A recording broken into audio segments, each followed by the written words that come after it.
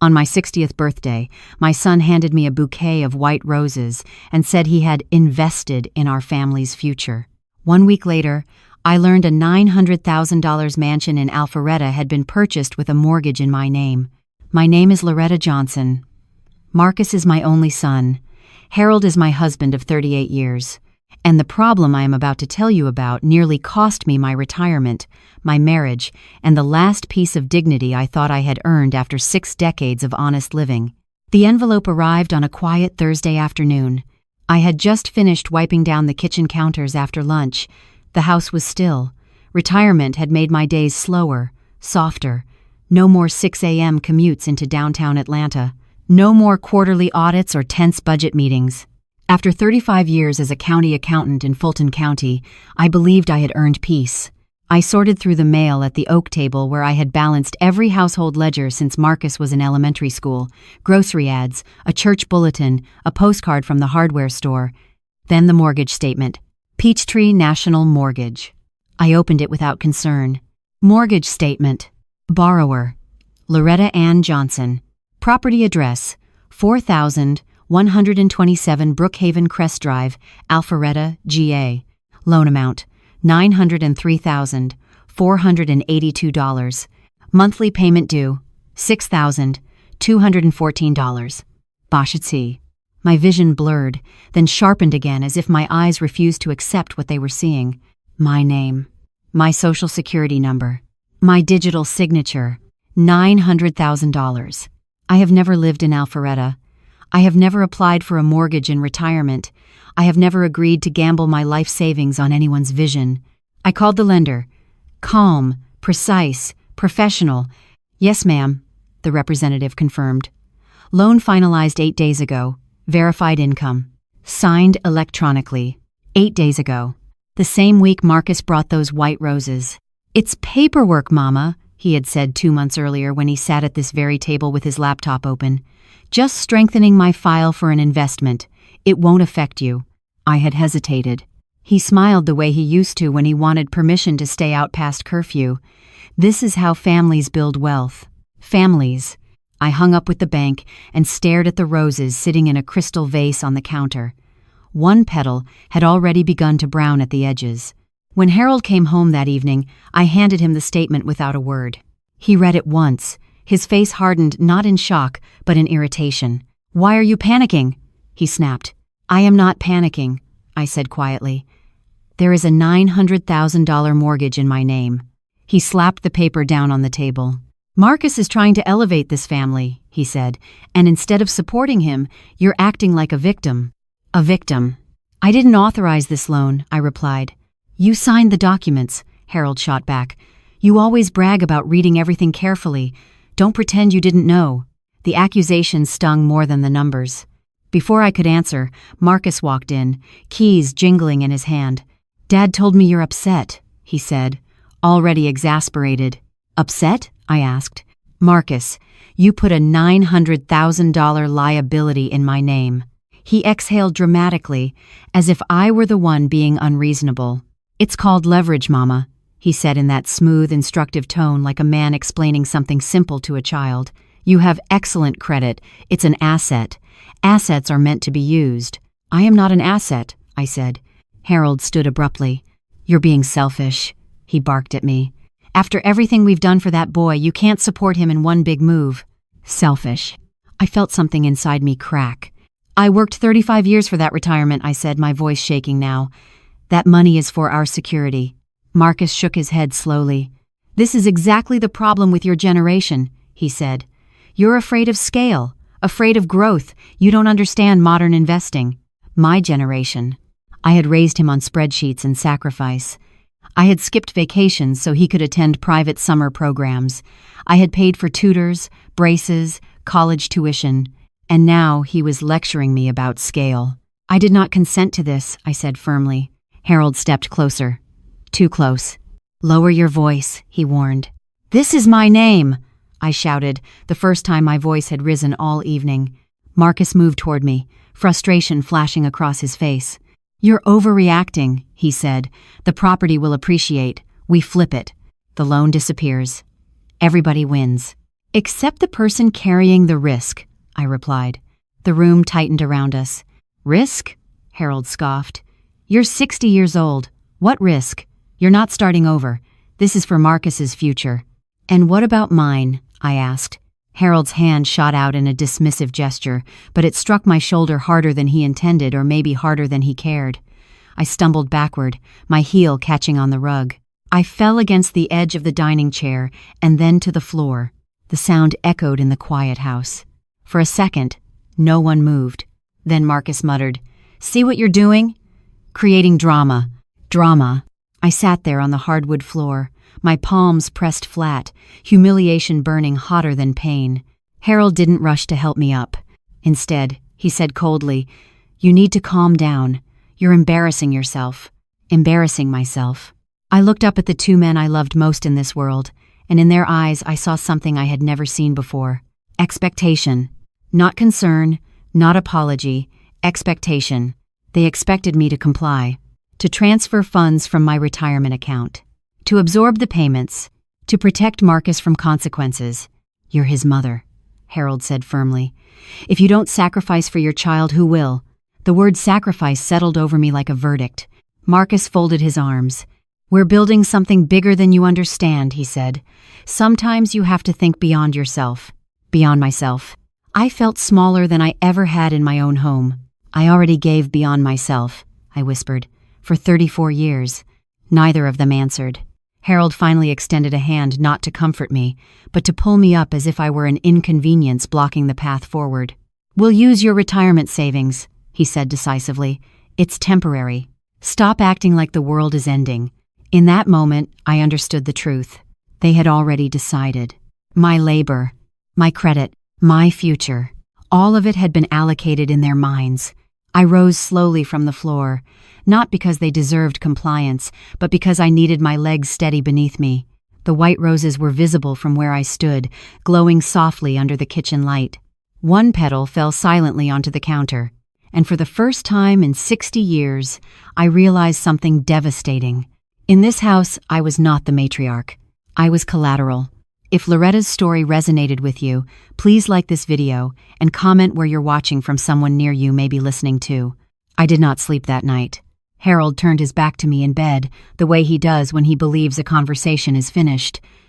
The ceiling fan rotated slowly above us, steady and indifferent. I stared at it until dawn, replaying every word that had been thrown at me. Selfish, dramatic, afraid of growth. At 60 years old, after 35 years of public service and nearly 4 decades of marriage, I had been reduced to an obstacle in my own home. When morning came, I rose quietly. My knees ached from the fall, a dull reminder that I was not as young as I once was. I brewed coffee the way I always had, 2 scoops of dark roast, a dash of cinnamon. Habit steadied me when emotions tried to take control. The mortgage statement still sat on the table where Harold had left it. It didn't blink. It didn't apologize. It simply existed. I carried it back to the kitchen table and laid out every financial document I had. My retirement account summary, pension statements, savings balances, credit report notifications flashing red across my phone. My credit score had dropped overnight again. 524. I had worked decades to build that number. Paid every bill before it was due.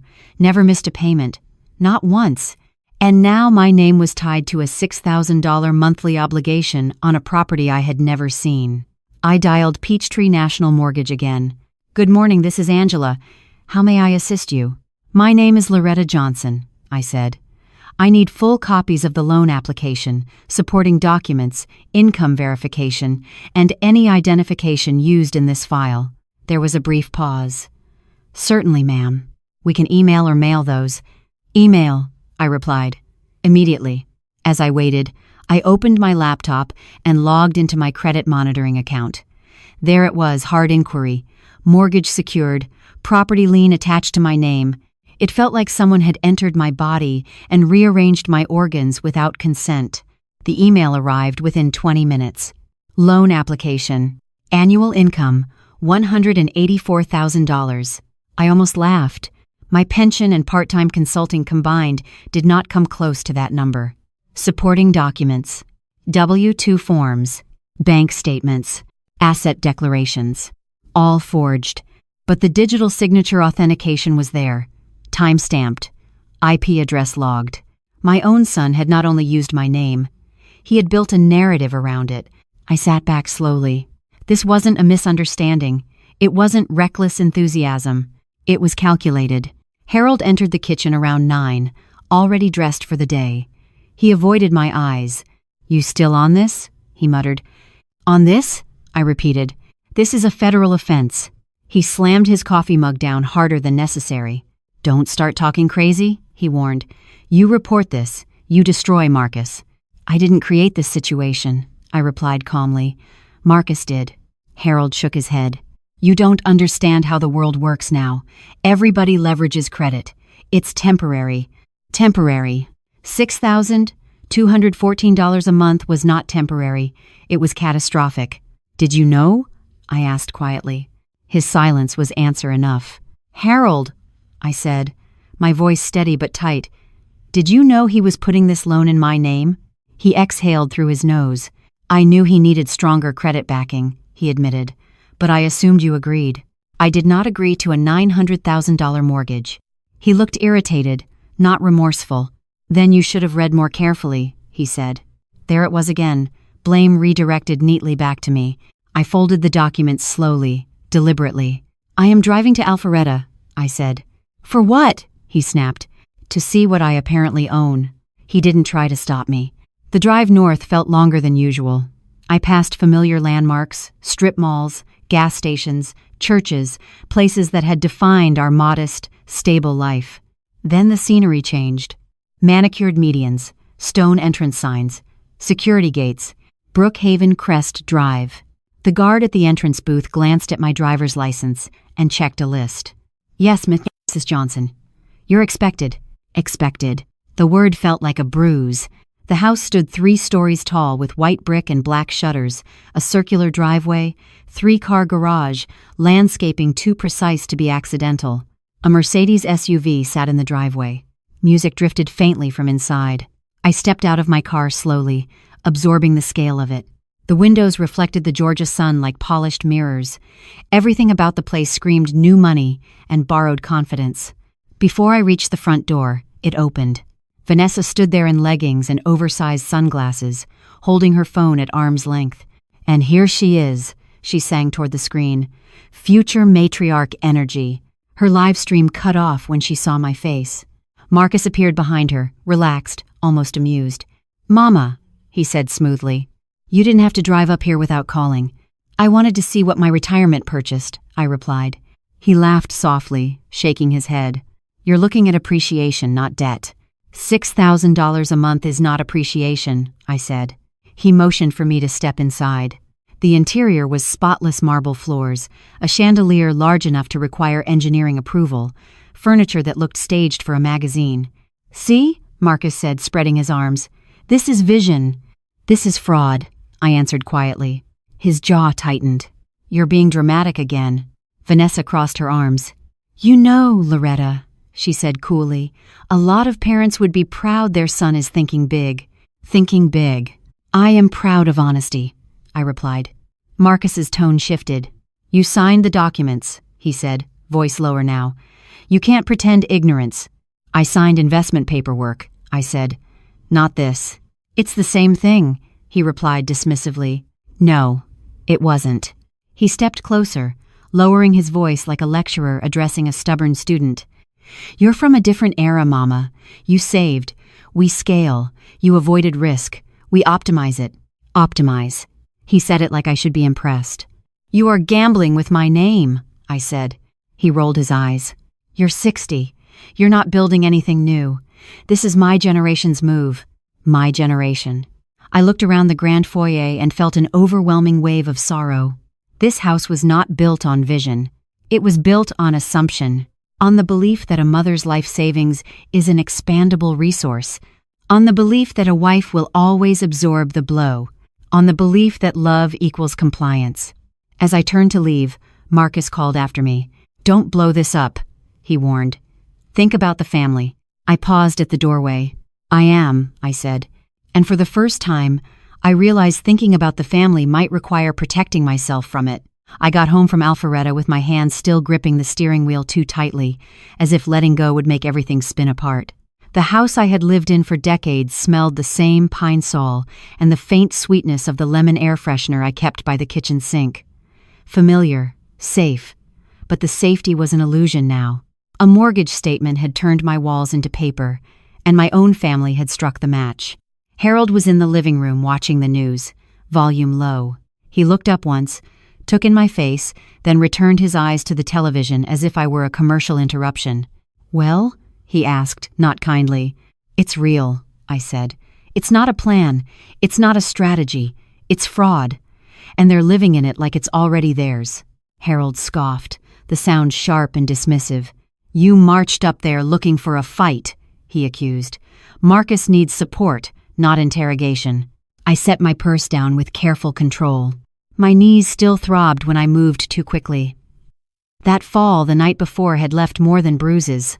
"I didn't go looking for a fight," I said. "I went to see what I'm being forced to pay for." "You're not being forced," Harold snapped. "Stop saying it like you're helpless." The way he said helpless like it was a character flaw, not a circumstance, made something cold settle in my chest. "Harold," I said slowly, "do you understand what this does to me? To my name?" He waved a hand. "You're retired. You're not applying for a job. You're not buying another house. It's not like your little credit score is going to kill you." "My little credit score." I stared at him as if he'd spoken a foreign language. "That little credit score is my financial identity," I said. "It affects insurance rates, loan eligibility, even banking access. It affects whether I can refinance, whether I can rent a car, whether a lender flags me. It affects everything." He stood up, jaw clenched. "You always think you're the smartest person in the room because you pushed numbers for the county," he barked. "But you don't know how real families operate." Real families. That phrase again used like a club. "If a real family demands I drown so Marcus can float," I said, voice tightening, "then something is wrong with the definition." Harold's eyes flashed. "You're talking like you want to punish your own son," he said. "Like you want to see him fail." "I want him to stop stealing from me," I replied. The word stealing made Harold's face twist like I'd spat on the carpet. "Don't you dare call it that," he hissed. "You're his mother. You are supposed to give." Give. Like my life was an offering plate. I didn't argue further. There are moments when you realize logic won't reach someone because they aren't listening for truth. They're listening for obedience. I went to my home office, small, tidy. A room Harold used to joke was my little command center. Inside, I closed the door, sat down at my desk, and opened my laptop. I pulled my credit reports from all three bureaus. Equifax, 524. TransUnion, 519. Experian, 531. The numbers hit like a slap. Only 2 days earlier, I had been in the high 800s, the kind of score people brag about quietly, the kind you maintain through discipline, patience, and sacrifice. Now there were multiple hard inquiries listed, a major mortgage account, a delinquency warning already looming because the first payment had been missed or redirected or never intended to be paid at all. My stomach tightened as I clicked deeper into the account details. The lender had already flagged the loan for high-risk monitoring because of the sudden size relative to my documented history. I saw the mortgage payment amount again. $6,214.87. My pension deposits were steady, yes, but not enough to absorb this without bleeding out. And my retirement accounts, those were not bottomless. I opened my bank app next, expecting to reassure myself with the sight of balances I had built over decades. The screen loaded. A red banner stretched across the top. Account under review. Restrictions applied. My heart dropped. I clicked for details. Due to a high-risk secured debt event associated with your SSN, your account access has been temporarily limited. Please contact customer service. Limited. I refreshed. My checking account still displayed a balance, but the transfer buttons were grayed out. My savings account showed a hold. My credit card line displayed under review. In 1 week, my world had gone from stable to suspended, like I was dangling over a cliff by a thread I didn't tie. I dialed the bank. After a maze of prompts, a representative came on the line. "Yes, Mrs. Johnson," she said after verifying my identity.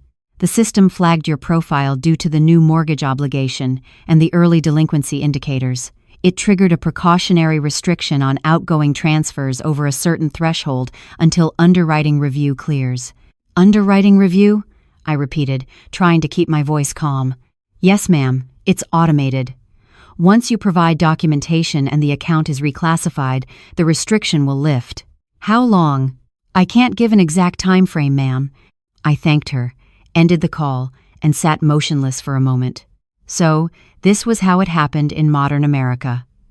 Not with handcuffs or court summons at first, with algorithms, with invisible decisions made by systems that didn't care about your intentions, only your risk. I leaned forward and rested my forehead against my knuckles. A sound escaped me, a quiet, broken thing, halfway between a laugh and a sob.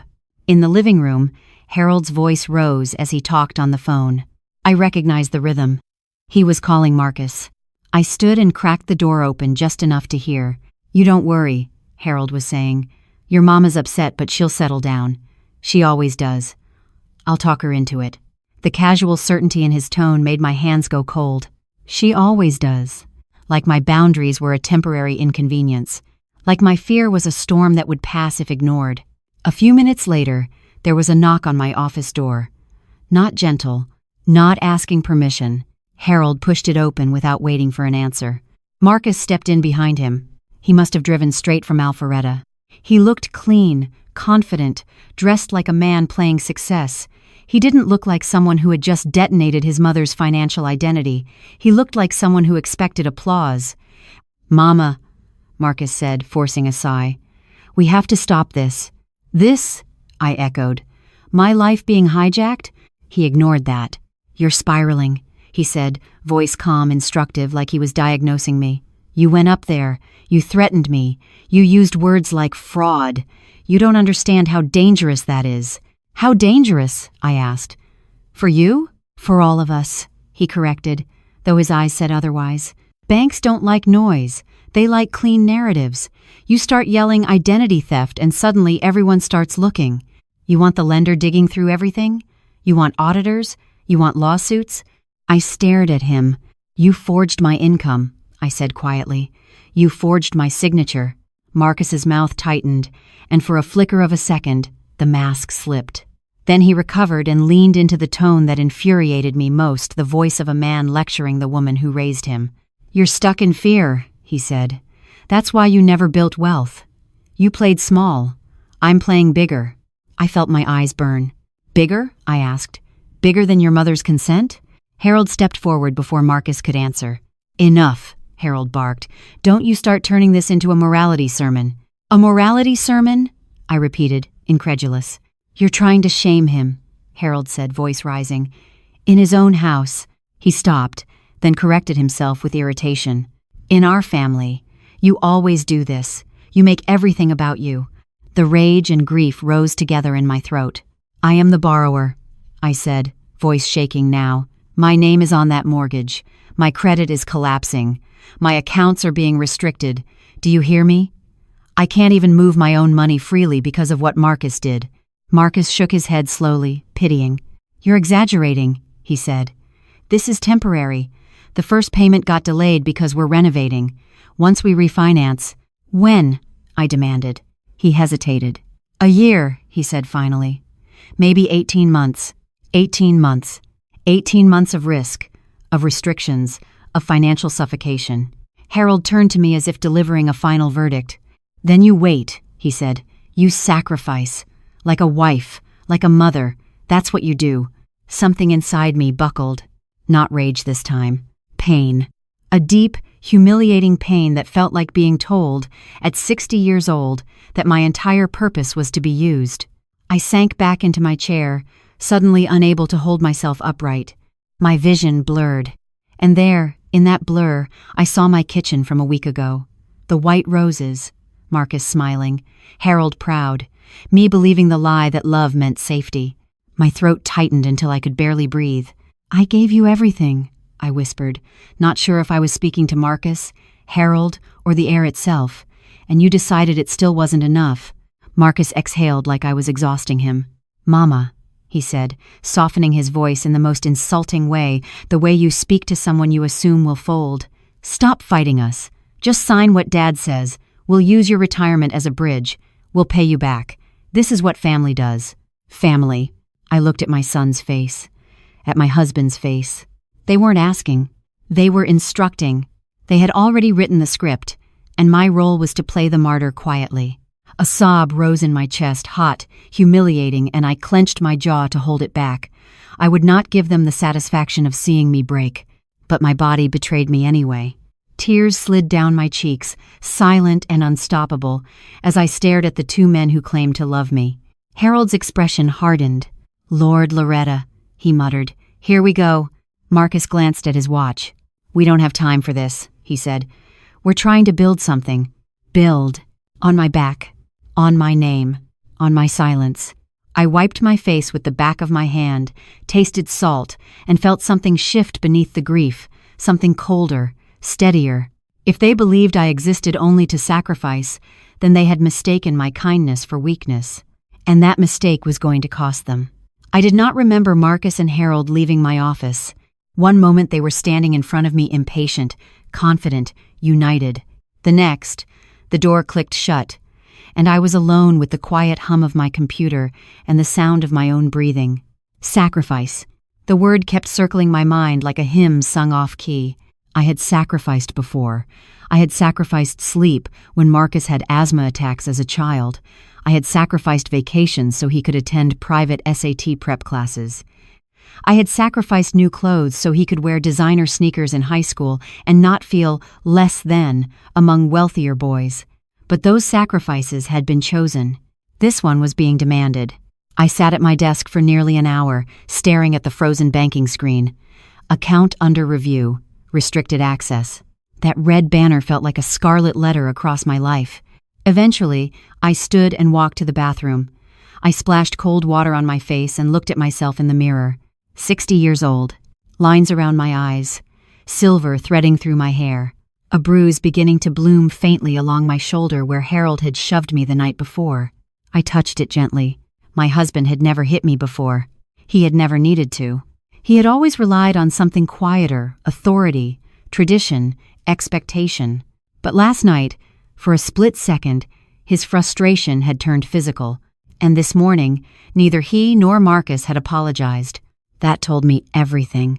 I went back to the kitchen and opened my retirement account portal. Balance, $482,611.37. That number represented 35 years of discipline. It represented missed brunches, packed lunches, extra consulting projects. It represented saying no to things I wanted so I could say yes to my son. If I withdrew a significant portion early, there would be tax penalties. If I liquidated too much, my future security would shrink dramatically. Healthcare costs alone in your 60s can swallow savings whole. I did the math automatically in my head. Even if I drained half of it, it wouldn't cover the full mortgage long term. And that assumed Marcus was telling the truth about refinancing. My phone buzzed. Marcus. I let it ring. It buzzed again. Text message. We need to fix this before you ruin everything. Ruin everything. As if I had been the one forging documents. Another text. Dad says you're emotional. Let's handle this rationally. I placed the phone face down on the table. Rational. I had built my life on rational decisions. It was Marcus who had chosen risk without consent. The front door opened abruptly. Harold stepped inside carrying a folder. I went to the bank, he announced. My heart skipped. And they said if we provide proof of liquidity, it'll calm the risk flags, he said briskly. We just need to show you can cover payments. I am not providing proof that I can cover a loan I did not authorize, I replied. He threw the folder down. Why are you making this so difficult? He demanded. You think I enjoy this? You think Marcus enjoys this? Enjoy. I almost laughed. I don't care whether you enjoy it, I said. I care whether it's right. Harold stepped closer again, his presence looming. Right? He repeated harshly. Right is standing by your family. Right is protecting your son from legal trouble. The word legal hung in the air. So he understood. He understood that what Marcus had done could lead somewhere serious. Did you know about the income inflation? I asked. Harold looked away briefly. Everybody adjusts numbers, he muttered. I felt a chill run through me. Adjusts? I echoed. He listed my income as $184,000. You have assets, Harold shot back. That is not income. He rubbed his forehead, exasperated. You're nitpicking, he said. The house will appreciate. Once it does, the bank won't care. I stared at him. Do you hear yourself? I asked softly. He didn't answer. Instead, he delivered the sentence I think broke something permanently inside me. You're 60, Loretta. What exactly are you saving that money for? A nursing home? You'd rather let your son fail than invest in his future? There it was. My future reduced to a waiting room for death. My savings reduced to surplus. My son's ambition elevated above my security. I saved that money so I wouldn't become a burden, I said quietly. Harold's laugh was sharp and humorless. Well, congratulations, he said. You're becoming one now. The words landed like a punch. A burden. After decades of carrying everyone else. My throat tightened, but this time I did not cry. Instead, I felt something colder settle into place. Marcus forged my signature, I said evenly. That is a crime. Harold's jaw hardened. If you say that word outside this house, he warned, you will destroy him. And if I don't? I asked. He didn't respond. Because the answer was clear. If I didn't, I would destroy myself. That evening, I drove back to Alpharetta. Not to argue. To observe. The sun was setting when I arrived. The house glowed golden, warm, inviting. From the outside, it looked like success. Inside, music pulsed faintly. Laughter. I walked up the driveway and through the open front door. Marcus stood in the foyer speaking to a man in a tailored suit. Vanessa was pouring wine. They looked like hosts of a lifestyle none of them had truly earned. When Marcus saw me, irritation flashed across his face. Mama, this isn't a good time. When is a good time to discuss felony-level debt? I asked calmly. The suited man glanced between us. Uncomfortable. Marcus forced a smile. Excuse us, he told the man. We stepped aside. You can't keep throwing that word around, Marcus hissed. You'll scare investors. Investors. So there were others. How many people are tied into this? I asked. That's not your concern. My name is the foundation, I said. It is absolutely my concern. Vanessa approached, arms folded. You're embarrassing him, she said. Embarrassing. Again. I looked at the chandelier above us, crystal. Expensive. Fragile. Do you know what happens when a mortgage borrower disputes a loan? I asked Marcus quietly. His expression flickered. They investigate, I continued. They trace documentation. They examine income statements. They pull IP logs. They follow the money. He swallowed. You wouldn't, he said. That sentence told me everything. He believed my love was stronger than my self-preservation. I felt the weight of 60 years pressing against my chest. You decided I was the sacrifice, I said softly. You didn't ask. Marcus's voice hardened. You're overthinking it. This is business. No, this was betrayal. I turned and walked out of the mansion without another word. As I reached my car, my phone vibrated again. This time, it wasn't Marcus. It was an email notification from my bank. Subject, urgent. Additional documentation required. The walls were closing in. But for the first time since the envelope arrived, I wasn't paralyzed. I was calculating. Because I may be 60. I may be a wife. I may be a mother. But I am also an accountant. And numbers, unlike people, do not lie. I have always believed that if you stare at numbers long enough, they begin to confess. The email from my bank sat unopened on my screen as I drove home from Alpharetta. The Georgia sky had turned a bruised shade of purple, and the streetlights flickered on one by one, steady and predictable, unlike the people in my life.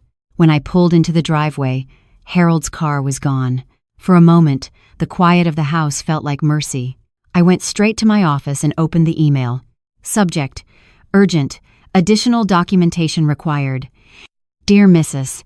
Johnson, due to recent changes in your credit profile and the addition of a high-value secured mortgage, your accounts are undergoing extended risk evaluation.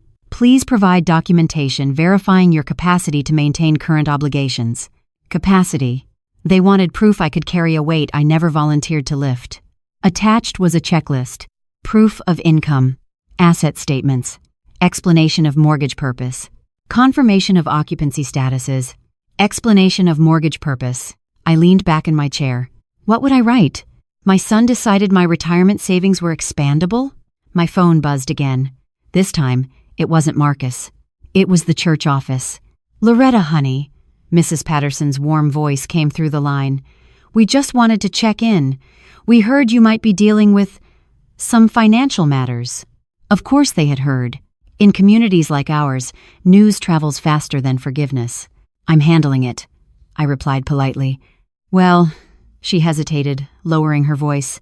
If there's anything we can pray about, pray. I thanked her and hung up. Even sympathy felt like scrutiny now. I opened my credit report again and scanned for new activity. There. 2 additional inquiries from private lenders. My stomach tightened. I clicked deeper. Home equity line of credit, pending. Business capital loan, under review. My name again. My social security number. I felt the room tilt. He hadn't stopped at the first mortgage. Marcus had built layers, like scaffolding around a lie. I picked up the phone and called him immediately. He answered on the second ring. What now? He said, impatience already thick in his voice. There are additional loan applications tied to my SSN, I said evenly.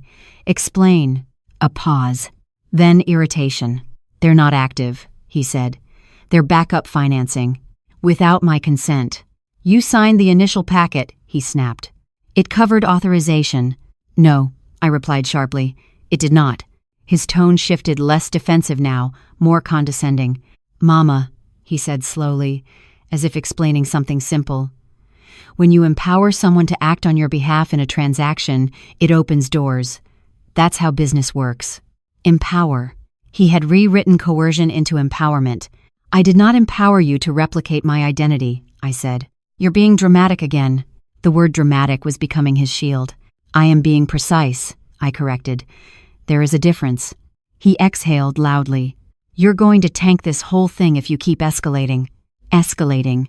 The way he framed it, my refusal to comply was the threat, not his fraud. I am not escalating, I said. I am assessing damage. And I'm telling you there won't be damage if you cooperate. Cooperate. There it was again. Sacrifice. Compliance. Silence. You forged income documentation, I said quietly. You listed my annual earnings at $184,000. It's projected income, he shot back. Based on asset yield. Fabricated income, I corrected. He went silent. Then more softly, why can't you just trust me? Trust. I almost laughed. Trust is not built by deception, I said.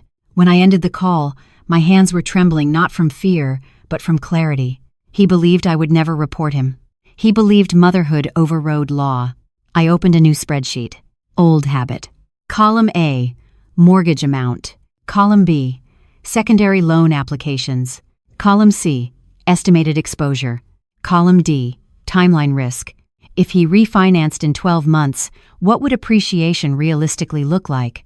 If the market dipped? If he defaulted? If an investor sued? The math did not favor me. At all. The front door opened. Harold's footsteps were heavy, impatient. You called Marcus again? He demanded, before even greeting me. Yes. You're harassing him. I'm auditing him. He scoffed. You sound ridiculous. I turned my monitor toward him. Look! He scanned the screen, eyes moving quickly over the numbers. You see? I said. There are additional loan attempts. He's stacking leverage. Harold shook his head. He's building liquidity. No, I replied, voice steady. He's multiplying exposure. Harold slammed his palm on my desk. Stop talking like this is a crime ring, he barked. He's trying to win. And if he loses? I asked quietly. He won't. And if he does? Silence. Harold's jaw worked, but no answer came, because losing meant foreclosure. Foreclosure meant lawsuits. Lawsuits meant investigation. Investigation meant everything unraveling. You'd really turn him in? Harold asked finally, his voice lower now, edged with disbelief. I looked at him. I haven't turned anyone in, I said, but I will not burn with him. The words hung between us. He stared at me as if seeing someone unfamiliar. You've changed, he said. No, I hadn't. I had simply stopped shrinking. After he left the room, I sat back in my chair and allowed myself one long, shaky breath. The cracks were widening. The bank was watching. The lenders were watching. The church was whispering. And Marcus was still convinced that I would fold. My eyes drifted to the corner of my office where I kept a small, fireproof lockbox. Inside were my social security card, birth certificate, passport, every document that defined my legal identity. I stood, retrieved the box, and placed it on my desk. For the first time, I felt something sharper than grief. To resolve. If my own son believed my identity was a tool to be leveraged, then he had miscalculated one crucial variable. I was not afraid of numbers, and I was no longer afraid of consequences. The cracks in the foundation were visible now, and foundations, when compromised, either get reinforced or they collapse. There is a moment in every crisis when emotion steps aside and training takes over. For me, that moment arrived at 5:12 a.m. I know the exact time because I was already awake, sitting at my kitchen table with a legal pad and a pen, staring at the fireproof lockbox I had placed there the night before. The house was silent. Harold was asleep upstairs. The world outside had not yet begun to move, but my mind had. For 35 years, I audited other people's mistakes. I traced missing funds. I reconciled mismatched accounts. I identified discrepancies buried beneath layers of paperwork. I learned to follow patterns instead of promises. And what Marcus had built was not random. It was patterned. I opened my laptop and created a master file. Title: Exposure Assessment L. Johnson. Column 1. Date of document. Column 2. Loan type. Column 3. Amount. Column 4. Associated entity. Column 5. Risk level. Column 6. Evidence source. No emotion. No commentary. Just facts. I began with the mortgage. Loan date: 8 days ago. Amount: $903,482. Lender: Peachtree National Mortgage. Property: Brookhaven Crest Drive. Status: high risk monitoring. Next, I pulled the secondary loan inquiries from my credit report. Home equity line: pending. Business capital loan: under review. I traced the IP address listed in the mortgage documentation. The location pinged back to Alpharetta. Specifically, the same zip code as the mansion. My jaw tightened. I dug deeper into the income documentation attached to the loan application. The W-2 form had been fabricated using a template I recognized immediately. The formatting was slightly off. The employer identification number did not match any registered entity in Georgia's public database. Marcus had assumed no one would look closely. He forgot who he was dealing with. At 7:03 a.m., Harold entered the kitchen. He stopped when he saw the paperwork spread across the table. "You're still on this?" he muttered. I didn't look up. "I'm documenting," I replied. "For what?" "For clarity." He poured himself coffee and leaned against the counter. "You're obsessing," he said. "You're going to make this worse." I finally raised my eyes to meet his. "It is already worse," I said calmly. The lender flagged the account. The bank restricted my access. There are additional loan attempts tied to my social security number. Harold's jaw tightened, but he said nothing. "Did Marcus tell you about the secondary loans?" I asked. A flicker of uncertainty crossed his face. "He mentioned contingency financing," he said cautiously. "Contingency financing in my name," I corrected. Harold's patience snapped. "Why are you acting like he stabbed you?" he barked. "He's trying to succeed." "I am not angry that he wants to succeed," I said evenly. "I am angry that he used me without consent." Harold slammed his mug onto the counter. "Consent?" he scoffed. "You signed the documents." "I signed investment paperwork," I replied. "Not authorization to replicate my identity across multiple lenders." He shook his head as if I were speaking nonsense. "You love technicalities," he muttered, always hiding behind them. Technicalities. In his world, laws were technicalities. In mine, they were guardrails. "Technicalities are what keep people out of prison," I said quietly. The word prison made him flinch. "There you go again," he snapped. "Threatening your own son." "I am not threatening him," I said. "I am acknowledging risk." He stared at me for a long moment. "You wouldn't," he said finally. That sentence again. "You wouldn't. Because mothers don't. Because wives don't. Because good women absorb damage silently." I looked back down at my spreadsheet. "I am not deciding anything yet," I said. "I am gathering facts." Harold left the kitchen without another word. By mid-morning, I had traced enough inconsistencies to understand something deeper. Marcus wasn't improvising. He had structured this. The mortgage application included projected rental income from the property, even though the house was clearly being used for personal occupancy. It listed renovation budgets that inflated property value projections. It included a business entity, MJ Strategic Holdings LLC, that I had never heard of. I searched the Georgia Business Registry. MJ Strategic Holdings LLC. Registered agent, Marcus Johnson. Formation date, 6 months ago. 6 months. This wasn't a spontaneous opportunity. It was premeditated. I leaned back in my chair and felt a slow, steady chill creep into my bones. 6 months ago, Marcus had started laying groundwork. 2 months ago, he brought me paperwork. 8 days ago, he finalized the mortgage. In the past week, he attempted secondary financing. This was escalation. My phone buzzed. "Unknown number," I answered cautiously. "Mrs. Johnson?" a male voice asked. "This is Trevor Collins with North Star Capital. We received an application under your name for a business bridge loan. We just need verbal confirmation." I closed my eyes. "I did not authorize any business bridge loan," I said clearly. There was a pause. "I see," he replied carefully. "We'll mark the application for review." Review. Translation. Investigation. My pulse quickened. Once one lender flags fraud, others follow. Marcus was running out of time. I ended the call and stared at the wall for a long moment. There it was, the crack widening. If North Star Capital reported suspicious activity to a regulatory body, it could trigger something far bigger than family drama. It could trigger federal attention. For the first time, fear shifted directions. Not fear of losing my retirement. Fear of what would happen when this web unraveled. My mind flashed to Marcus standing in that marble foyer, confident, dismissive. "You wouldn't," he had said. But what he didn't understand was this. I had not built my life by ignoring red flags. I had built it by confronting them early. My phone buzzed again. Text from Marcus. "Mom, lenders are calling me asking questions."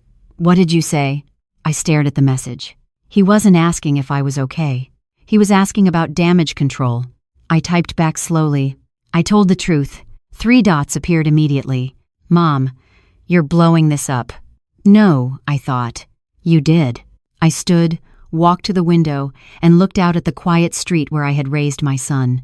Children rode bikes here once. Neighbors hosted barbecues. We borrowed sugar from one another and returned it with pie. Now I was standing inside that same house, calculating the legal trajectory of my own child. My chest tightened. There is a particular kind of grief that comes when you realize love has been weaponized against you. But grief is not strategy. And strategy was what I needed now. I returned to my desk and created a second document. Timeline. Johnson exposure. Date 1. Formation of MJ Strategic Holdings. Date 2. Initial document signing. Date 3. Mortgage approval. Date 4. Secondary loan attempts. Date 5. Bank account restriction. Date 6. Lender verbal confirmation denial. Every entry painted a picture, not of misunderstanding, of pattern. By late afternoon, I had compiled enough documentation to fill a binder. I placed it neatly inside a manila folder and wrote across the front in bold letters, "Evidence." The words startled me, because evidence implied something beyond family discussion. It implied consequence, and as I closed the folder, I felt the weight of what was coming. Not anger, not vengeance, but inevitability. If Marcus believed my role was sacrifice, he had forgotten one critical detail. I may be his mother, but I am also the only accountant in this family. There is a particular silence that follows realization. It is not loud. It does not slam doors or shatter glass. It simply settles into your bones and changes the temperature of everything. The morning after I labeled the folder evidence, I sat at my desk and waited for the next shoe to drop. It didn't take long. At 8:17 a.m., my phone rang. "Mrs. Johnson," a woman's voice asked. "This is Amanda Reeves from First Horizon Lending. We're following up on a commercial equipment financing request under your name." I closed my eyes briefly. There has been no authorized commercial financing request from me, I replied carefully. A pause. I see, she said. For security purposes, can you confirm whether you authorized MJ Strategic Holdings to act on your behalf? No, I said.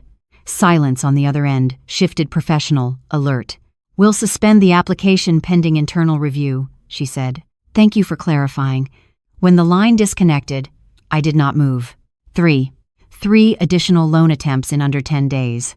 Mortgage, ELOC, bridge loan, now commercial equipment financing. Marcus wasn't securing contingency funding. He was building a leveraged tower using my identity as scaffolding. My phone buzzed immediately. Marcus. I let it ring once before answering. What did you tell them? He demanded, skipping any pretense of greeting. I told them I did not authorize the application. You're sabotaging me, he snapped. No, I replied evenly. I am protecting myself. You don't understand the structure, he said. These aren't random loans. They're layered liquidity. Layered liquidity. He said it like a seminar speaker. How many layers? I asked quietly. A pause. That's not the point. It is entirely the point. He exhaled sharply. If you keep denying authorization, lenders will freeze the pipeline. Then perhaps the pipeline shouldn't exist, I said. Silence. When he spoke again, the patience was gone. You think you're smarter than me because you balanced government books, he said. This is private capital strategy. This is identity replication, I corrected. You signed, he shot back. I did not sign for equipment financing, I replied. He lowered his voice, and something colder slipped in. You're going to regret this. The line went dead. For a moment, I simply stared at my phone. Not because of the threat, but because of the distance. There was no concern in his voice, no guilt, only frustration that I was interfering with his architecture. I opened my spreadsheet and added new entries. Commercial equipment financing, suspended. Bridge loan, under review. HELOC, pending investigation. Risk exposure now extended beyond a single property. If even one lender escalated to a suspicious activity report, federal regulators could begin connecting dots. And dots were connecting. I drove to the bank in person. If my accounts were under review, I wanted to see a human face. The branch manager, Mr. Patel, greeted me politely. We had known each other for years. Mrs. Johnson, he said gently, we've never seen this kind of shift in your profile. Neither have I replied. We sat in his office, and I handed him a printed copy of the fraudulent income statement. His brows knitted together. This is not consistent with your documented earnings, he said carefully. I am aware. He tapped the paper lightly. If this is contested, you should file a formal identity theft affidavit. The words landed heavily. Identity theft affidavit. Filing one would formalize the dispute. It would trigger mandatory reporting. It would put Marcus in a category neither of us had spoken aloud. Once filed, Mr. Patel continued, the process moves beyond internal review. Beyond internal review, meaning law enforcement. Meaning consequences that could not be softened by family meetings. I swallowed. I need time, I said. He nodded. But not too much, he added quietly. Driving home, I felt the tension building like storm pressure. I wasn't just protecting my retirement anymore. I was standing at the edge of something irreversible. When I walked through the front door, Harold was waiting. Marcus was with him. Of course he was. You went to the bank? Marcus asked immediately. Yes. You're escalating this, he said. I am documenting it, I corrected. Harold stepped forward, face flushed. You're humiliating him, he said. I am correcting fraud. Marcus laughed bitterly. Fraud. You're really going to use that word. If it fits, I said quietly. He ran a hand through his hair, pacing. You have no idea how close this deal is to maturing, he said. Once the equity unlocks, we clear the debt. Everybody wins. Equity based on inflated income statements and unauthorized filings? I asked. It's temporary positioning. And if the market shifts? I pressed. If rates spike? If investors pull out? He stopped pacing. You always assume the worst, he said. No, I replied. I calculate probability. Harold stepped between us, anger radiating off him. You're tearing this family apart, he said. No, I answered softly. It was torn the moment my signature was forged. Harold's hand tightened into a fist at his side. You think reporting him will fix anything? He demanded. No, I said. It will correct the record. Marcus's eyes hardened. If you file anything, he said slowly, you'll destroy me. The words were meant to break me. Instead, they clarified something. Destroy. He saw consequences as destruction. I saw them as accountability. I did not create this exposure, I said. You did. He stepped closer, voice dropping low and dangerous. Family handles things internally. Family doesn't replicate identities for leverage, I replied. Silence. Heavy. Charged. For a second, I saw something flicker across Marcus's face. Not remorse. Fear. Because he knew the system he was gaming was larger than him. And for the first time, he wasn't certain I would protect him from it. I felt my chest tighten, not with anger, but with grief. This was my son. The boy who used to hold my hand crossing the street.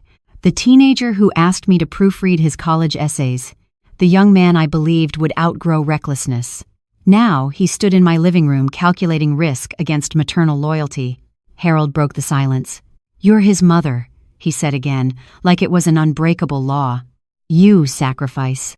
I looked at both of them, and I realized something that changed everything.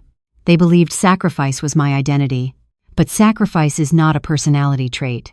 It is a choice, and I had not chosen this. I will not file anything today, I said carefully. Relief flickered across Marcus's face. But I will not authorize a single additional document, I continued, and I will not provide liquidity verification to any lender. Marcus's relief vanished. You're strangling the deal, he said. No, I replied. I'm refusing to feed it. Harold shook his head in disgust. You've changed, he muttered again. Maybe. Or maybe I had finally stopped being convenient. When they left, I returned to my office and opened the folder labeled Evidence.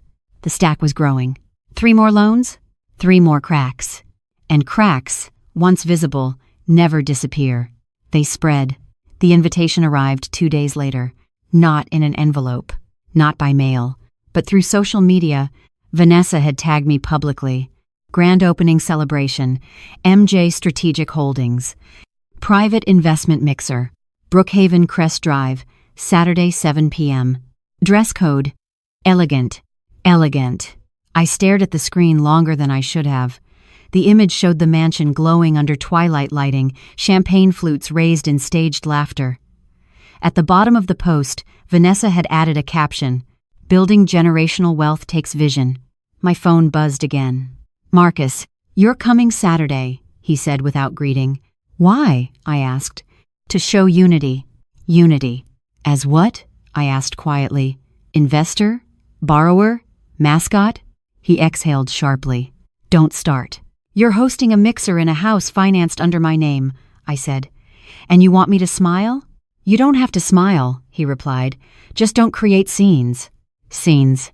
I thought of the night Harold shoved me to the floor. That hadn't been a scene, apparently. Why am I invited? I asked. Because lenders want to see stability, he said. Family presence reassures people. There it was. I wasn't a guest. I was collateral on display. Saturday evening arrived heavy and humid. I dressed carefully. Not flashy, not apologetic. A navy dress I'd worn to retirement banquets. Pearl earrings, Harold once said, made me look dignified. If I was going to stand in that house, I would do it as myself.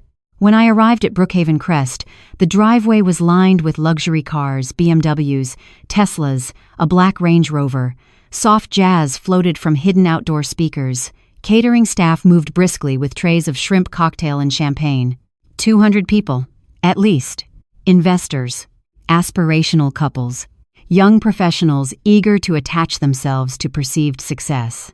Vanessa stood near the staircase in a gold dress that shimmered under chandelier light. Marcus wore a tailored suit, confidence radiating off him like cologne. When he saw me, his smile stiffened. You came, he said, surprised. I said I would, I replied. He leaned closer. Remember, he murmured, we're projecting confidence. We.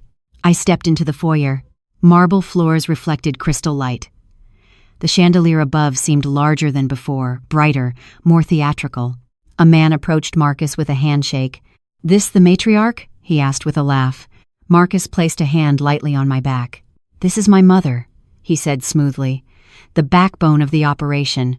Backbone. I forced a polite nod. "How wonderful," the man said. "Family-backed ventures are the strongest." Family-backed. If only he knew. As the evening unfolded, I listened more than I spoke. Conversations drifted around me. Equity acceleration. Leverage optimization. Short-term positioning. Marcus spoke with authority, describing projected appreciation percentages and refinancing timelines. He never once mentioned my name as borrower. Never once clarified risk distribution. He had built a narrative where I existed invisibly. Halfway through the evening, Vanessa tapped a glass with a fork. The room quieted. "Thank you all for believing in vision," she said, voice bright. "This is only the beginning." Applause. Marcus stepped forward. "We're proving that legacy isn't inherited," he declared. "It's built." More applause. I stood near the back of the room, unnoticed. Then Marcus said something that made my chest tighten. "We had support from family to structure this foundation." Support. Not consent. Not authorization. Support. A young woman beside me leaned over and whispered, "You must be so proud." I looked at her. "I am evaluating," I replied. She blinked, confused, then turned back toward Marcus.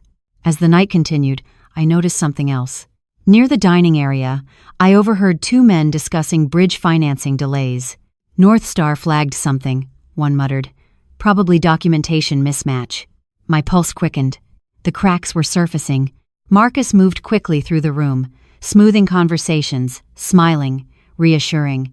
But beneath the performance, I saw tension in his jaw. Lenders were asking questions, and I had told the truth. At one point, Vanessa approached me directly. "You could at least look happy," she said under her breath. "I am neutral," I replied. "Your energy matters," she insisted. "Investors pick up on doubt." "I am not an energy source," I said quietly. "I am the borrower." Her smile faltered. "Why are you trying to sabotage your own son?" she whispered sharply. "I am not sabotaging," I replied. "I am refusing to lie." She walked away, irritated. Later, Marcus cornered me near the kitchen. "Two lenders pulled back today," he said, voice tight. "Because I declined authorization," I replied. "Because you're creating fear." "No," I said calmly. "Because the structure is unstable." His eyes flashed. "You're going to collapse this whole thing." "It may already be collapsing," I answered. For a moment, we simply stared at each other. The music continued. Laughter floated from the patio.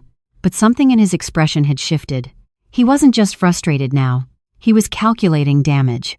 "Mom," he said quietly, almost pleading, "just back me publicly. That's all I need. Public backing. A visible endorsement. A mother's smile as seal of legitimacy." I felt a wave of exhaustion. "I will not misrepresent reality," I said. He stepped back, anger hardening his face. "You're killing momentum," he muttered. Momentum.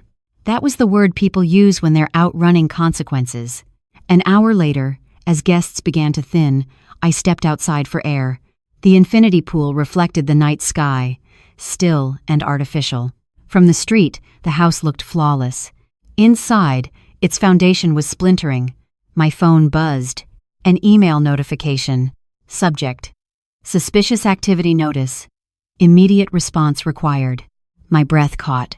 I opened it. Peachtree National Mortgage had escalated the file for internal fraud review because of inconsistent income documentation and borrower inquiry discrepancies. Borrower inquiry discrepancies. Me. I had triggered the review, and now the system was awake. I looked back at the mansion glowing behind me. Marcus was inside, shaking hands, projecting certainty. He had no idea how fast institutional scrutiny moves once activated. I slid my phone into my purse and walked back toward the entrance. As I passed Marcus, he smiled for the crowd. But when our eyes met, he saw something different in mine. Not fear, not hesitation, clarity. And clarity is more dangerous than anger. Because anger can be manipulated. Clarity cannot. When I left the mansion that night, I knew one thing with certainty. The cracks were no longer private. They were structural. I did not tell Harold about the fraud review email. Not that night. He was waiting in the living room when I returned from the mansion, television flickering blue against the walls. He muted it as I walked in. "Well?" he asked. "It was elegant," I said evenly. He studied my face, searching for something to defeat, maybe. "You didn't cause a scene?" he pressed. "No." He nodded, satisfied. What I did not say was this. I didn't need to cause a scene. The system was already doing it for me. I went to bed without another word. Harold fell asleep quickly. I lay awake, staring at the dark ceiling, replaying the email in my mind. Internal fraud review.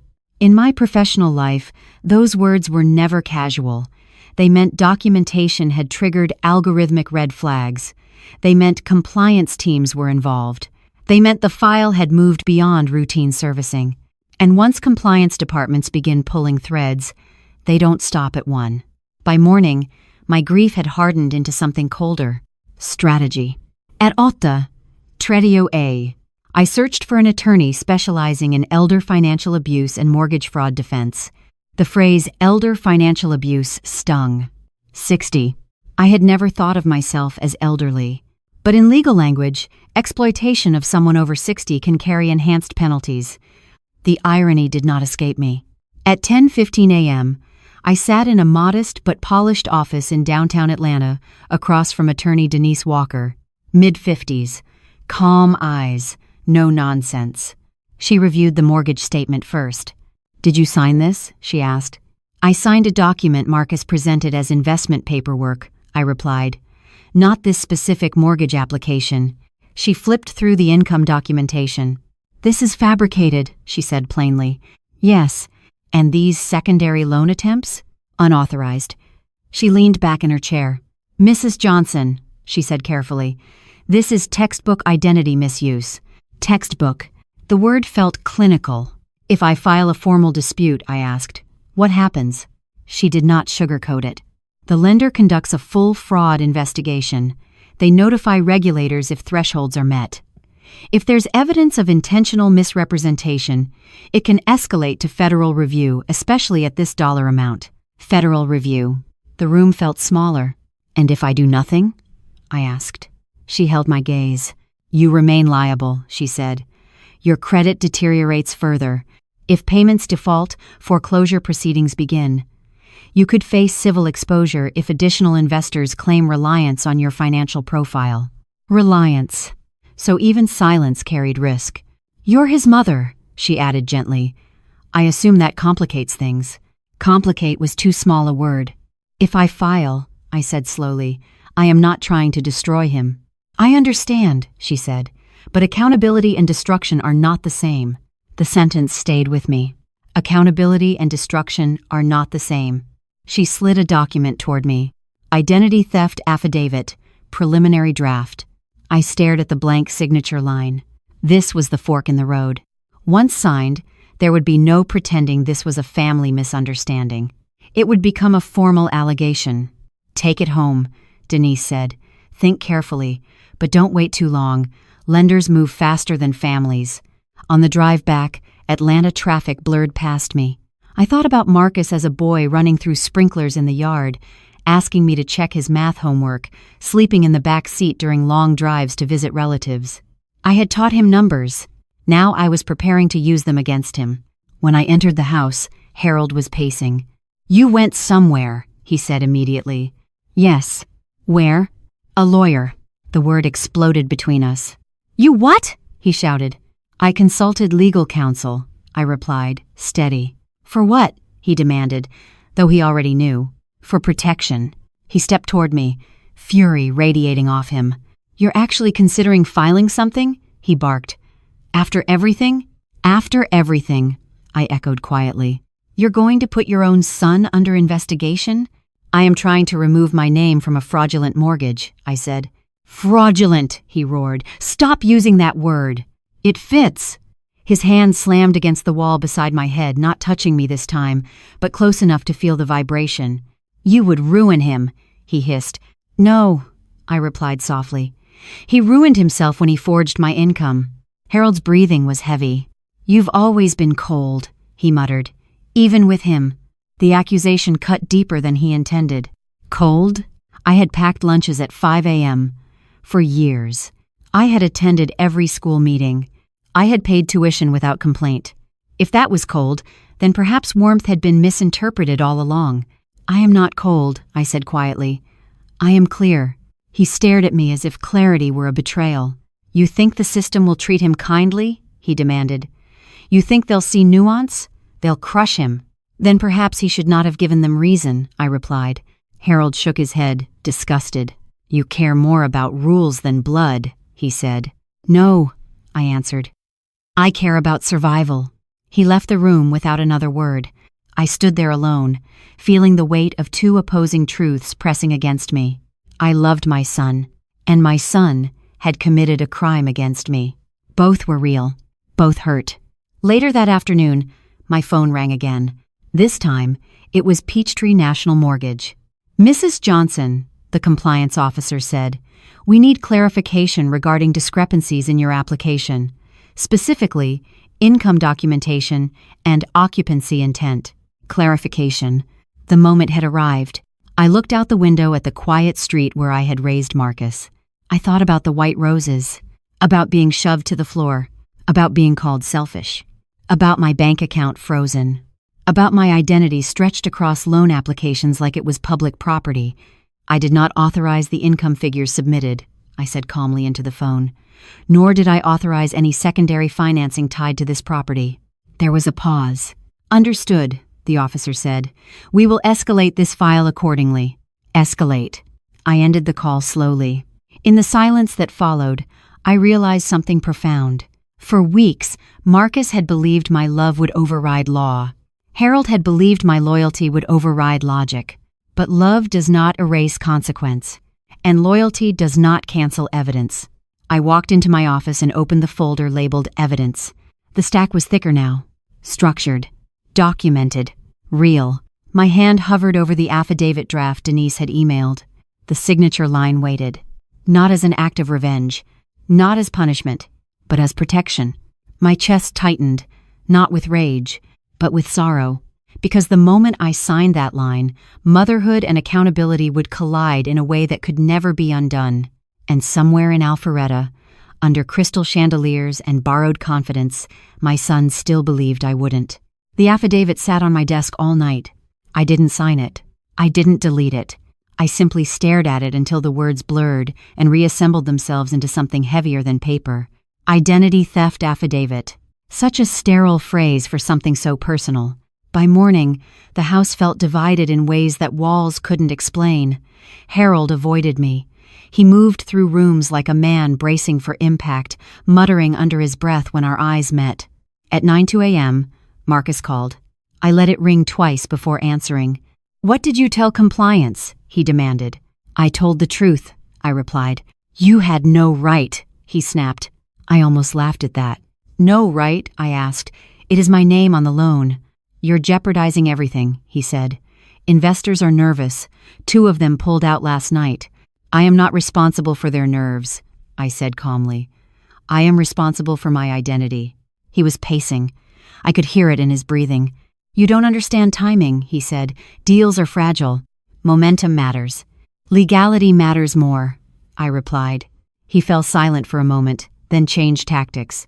Mom, he said, softer now, almost pleading. You're reacting emotionally. Let me fix this. Fix? How? I asked.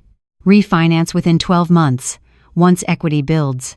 With inflated income documentation? I asked. It's temporary positioning, he insisted. And if lenders verify the income? He didn't answer. Instead, he said the sentence that made my spine straighten. If you file anything official, I will not forgive you. There it was. Not apology. Not accountability. Threat. I ended the call without another word. Harold entered the kitchen minutes later, his face already set in accusation. You talked to him again, he said. Yes.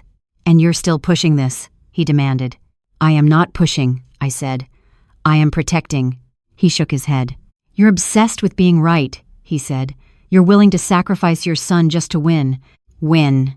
This was not a competition. This is not about winning, I replied. It's about not losing everything. Harold stepped closer, voice low and dangerous. "You file that affidavit," he said, "and you don't just hurt Marcus. You end this marriage." The words landed hard, not shouted, not dramatic, just delivered like a contract clause. I held his gaze. "You would leave me," I said quietly. "For protecting myself?" "I would leave you for betraying our son," he corrected. Betraying. The irony was almost unbearable. "He forged my income," I said. "He replicated my social security number across lenders. He was trying to build something," Harold roared. "On my back!" I shouted back for the first time. The silence afterward was thick and electric. Harold's eyes flashed with something close to hatred. "You've always resented his ambition," he accused. "You never believed in him." That hurt more than the shove. "I believed in his character," I said softly. "That's what's collapsing." He stepped back, as if I had struck him. "You're cold," he said again. "No," I answered. "I'm awake." He left the house shortly after, slamming the door hard enough to rattle the windows. For a long time, I stood in the kitchen alone. 38 years of marriage weighed heavily in that silence. I had built my life beside Harold. We had navigated layoffs, illness, Marcus's teenage rebellion, my mother's funeral, but I had never seen him choose Marcus over me so completely, and I realized something painful. He wasn't choosing Marcus over me. He was choosing control over accountability. Around noon, my phone buzzed again. "Denise." "Have you decided?" she asked gently. "Not yet," I admitted. "There's movement," she said. Peachtree filed a preliminary suspicious activity notice internally. That means their compliance team is escalating. "How long do I have?" I asked. "Not long," she replied. "Once lenders suspect identity misuse, they act quickly. If you wait too long, you risk appearing complicit." Complicit. The word struck like a bell. Silence can look like agreement. I hung up and returned to my desk. The affidavit lay open. My hand hovered over the signature line again. If I signed, Marcus would face investigation. Harold might leave. My family would fracture publicly. If I didn't, my credit would sink further. My accounts could freeze permanently. Foreclosure could begin. Civil liability might attach to me. I closed my eyes. I remembered being on the floor 2 nights ago. Remembered Harold calling me selfish. Remembered Marcus saying I was killing momentum. Momentum. Yes, momentum was building, but not the kind they thought. At 2:37 p.m., the doorbell rang. Marcus. He stood on the porch, jaw tight, eyes sharp. "We need to talk," he said. I let him in. He didn't sit. "You can't file that," he said immediately. "Do you understand what it triggers?" "Yes," I said. "It triggers regulatory reporting. It triggers audits. It triggers federal review." "Yes." His eyes narrowed. "So you do know." "I know," I said calmly. "Then why are you still considering it?" he demanded. I looked at him, really looked at him. Not the confident investor persona, not the ambitious young man, but the boy I had once carried. "Because you didn't ask me," I said quietly. He blinked. "That's what this is about?" he scoffed. "Pride?" "No," I replied. "Consent." He paced across the living room. "You're stuck in emotion," he said again. "This is business." "No," I said. "This is identity." He stopped pacing. "If you do this," he said slowly, "you'll lose me." I felt something inside my chest tear quietly. "I already did," I whispered. The words hung between us. For the first time, his confidence wavered.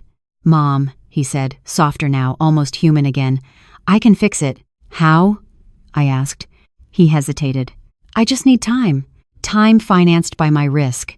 Time built on my silence. Time extended by my sacrifice." "You have had 6 months," I said gently. "I just discovered it." His face hardened again. "You're choosing the system over your own blood." "No," I replied. "I'm choosing truth." He stared at me, breathing hard. Then he said something I will never forget. "You're going to regret this when I'm gone." Gone. Not accountable. Gone. He turned and walked out without another word. The door closed softly behind him. I stood there alone in the quiet house, heart pounding. Then I walked back to my office, sat down, picked up the pen, and for the first time since this began, I did not hesitate.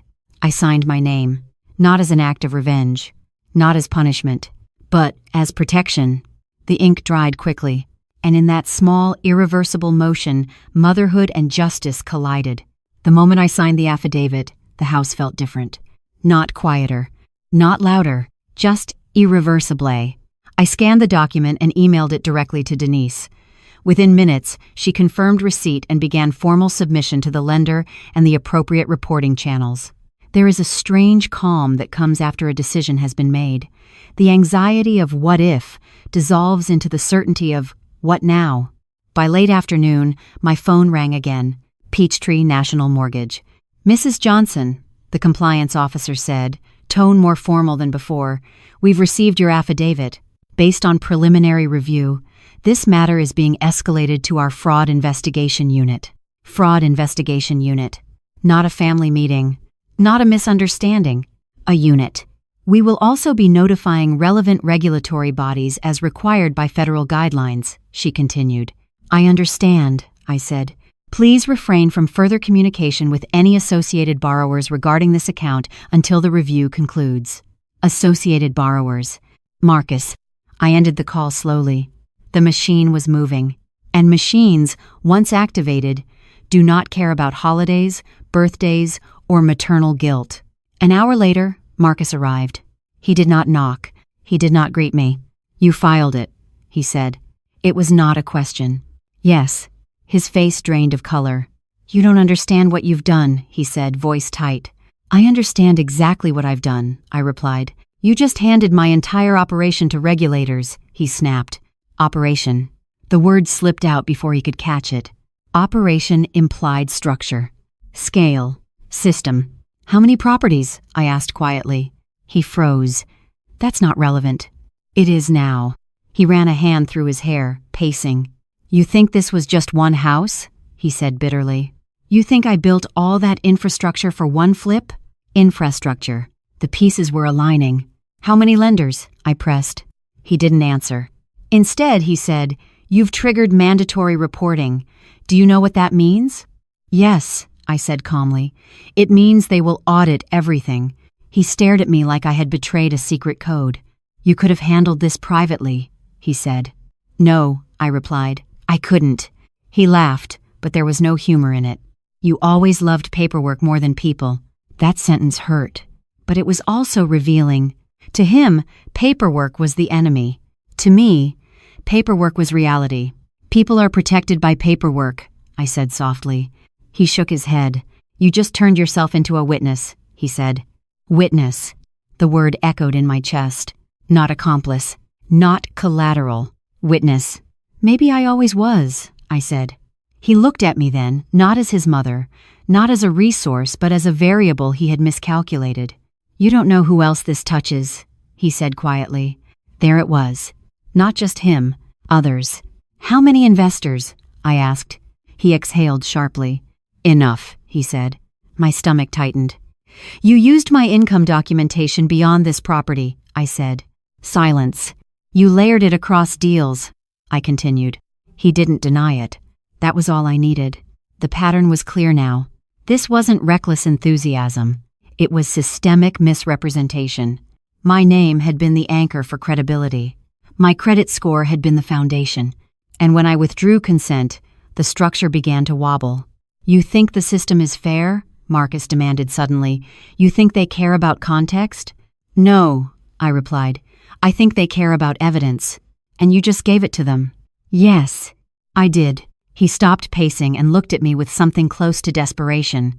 "Mom," he said, softer now, "once this moves forward, it doesn't stop.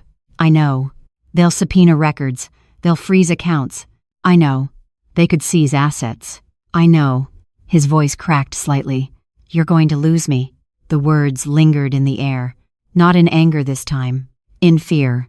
And for the first time since this began, I saw something human in his eyes. Not arrogance. Not condescension. Fear.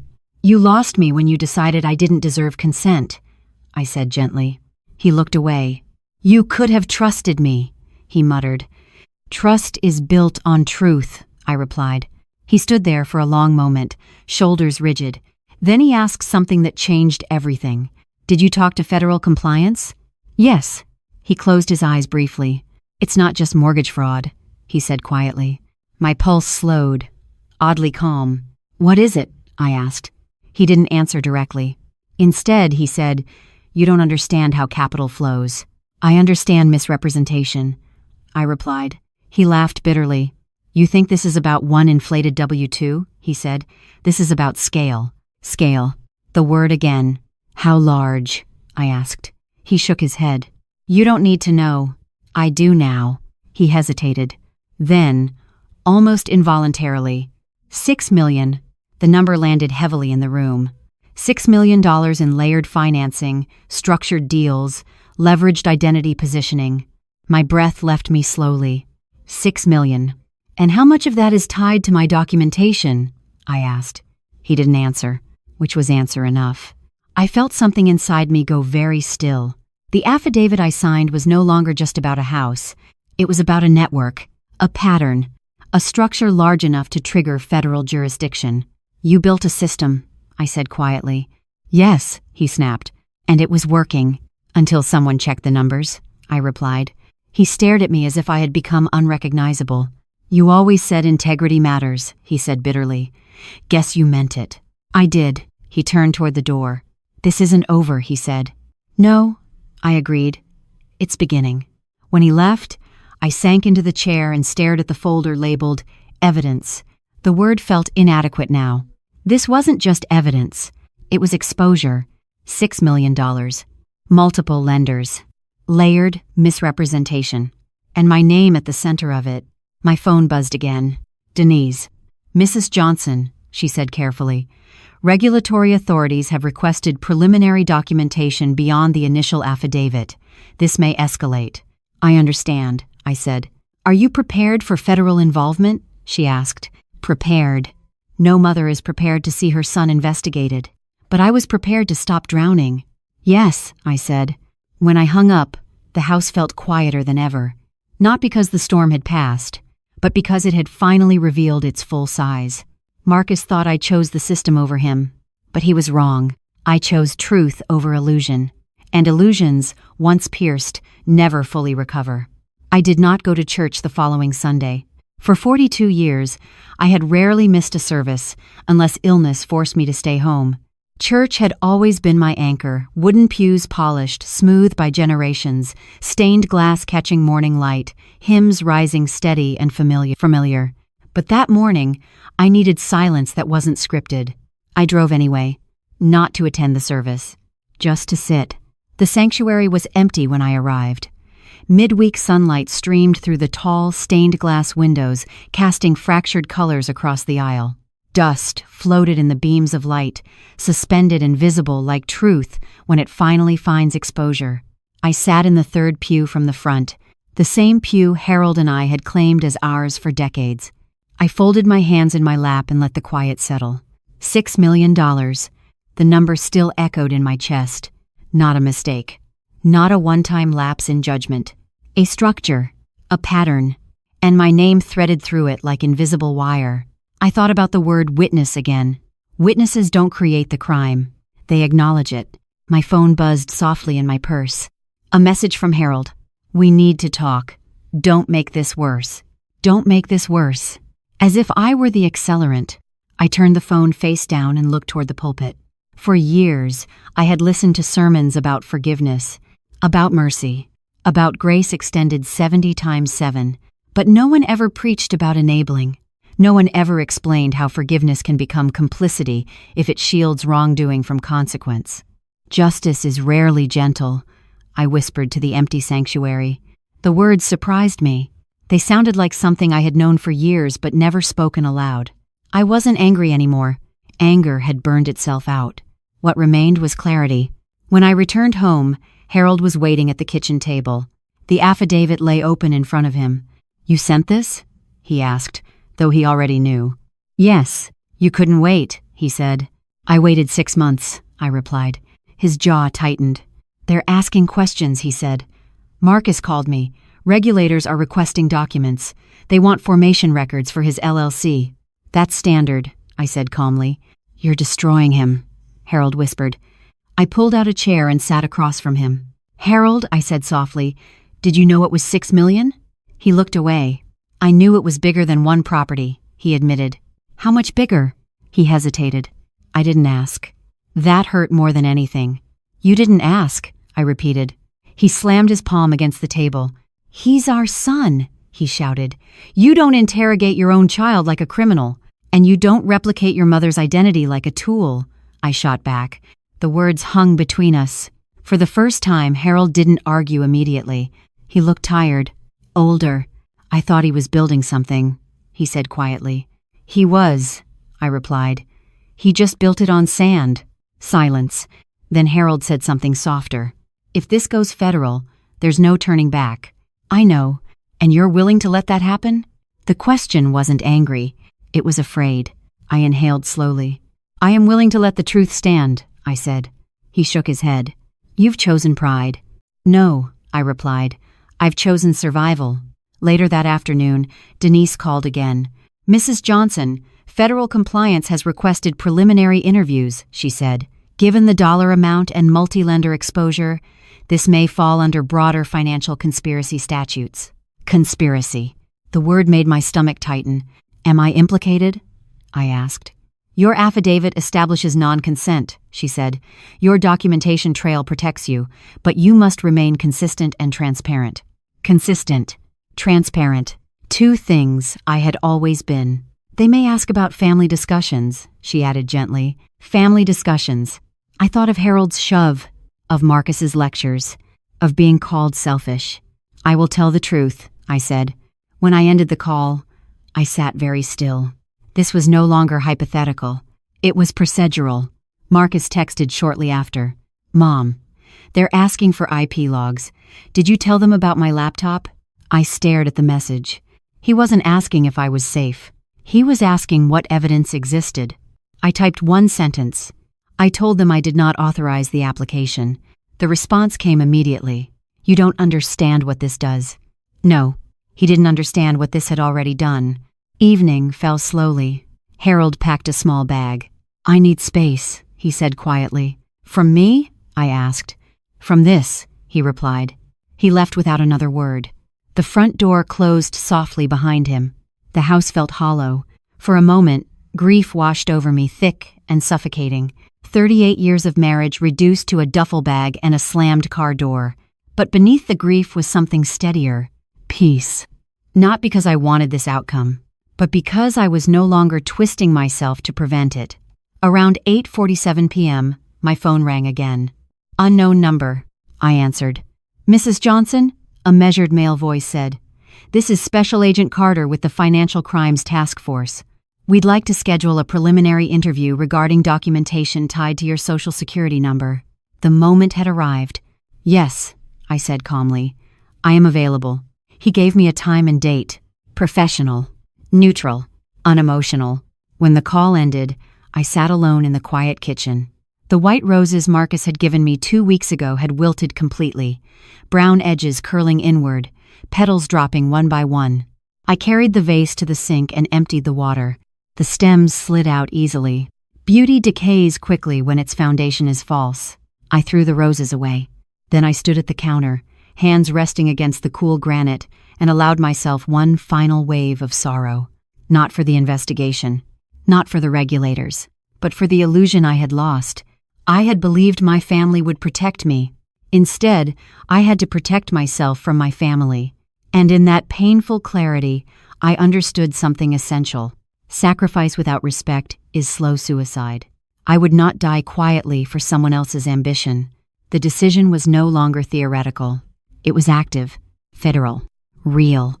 And for the first time since the envelope arrived, I was no longer reacting. I was standing. The interview was scheduled for Tuesday at 10 a.m. I arrived 15 minutes early. The federal building in downtown Atlanta rose like a slab of concrete, certainty against the sky, gray, square, unadorned. It did not care about family dinners or white roses or marital ultimatums. It cared about documentation. I parked, sat in my car for a moment, and allowed myself one steady breath. "You are not here to destroy your son," I told myself. "You are here to correct the record." Inside, the security process was quiet and efficient. metal detector, ID check, visitor badge clipped neatly to my dress. Special Agent Carter met me in a small conference room with frosted glass walls, mid-40s, calm eyes, measured tone, no theatrics. "Mrs. Johnson," he said, shaking my hand, "thank you for coming voluntarily." "I have nothing to hide," I replied. He nodded once and opened a file. "We're reviewing a series of mortgage and business loan applications totaling approximately $6 million in layered financing," he began. "Your identity appears in multiple filings." Appears. Such a neutral word for something so invasive. "I did not authorize those applications," I said evenly. "We've reviewed your affidavit," he continued. "We'd like clarity on your knowledge timeline." So I told him.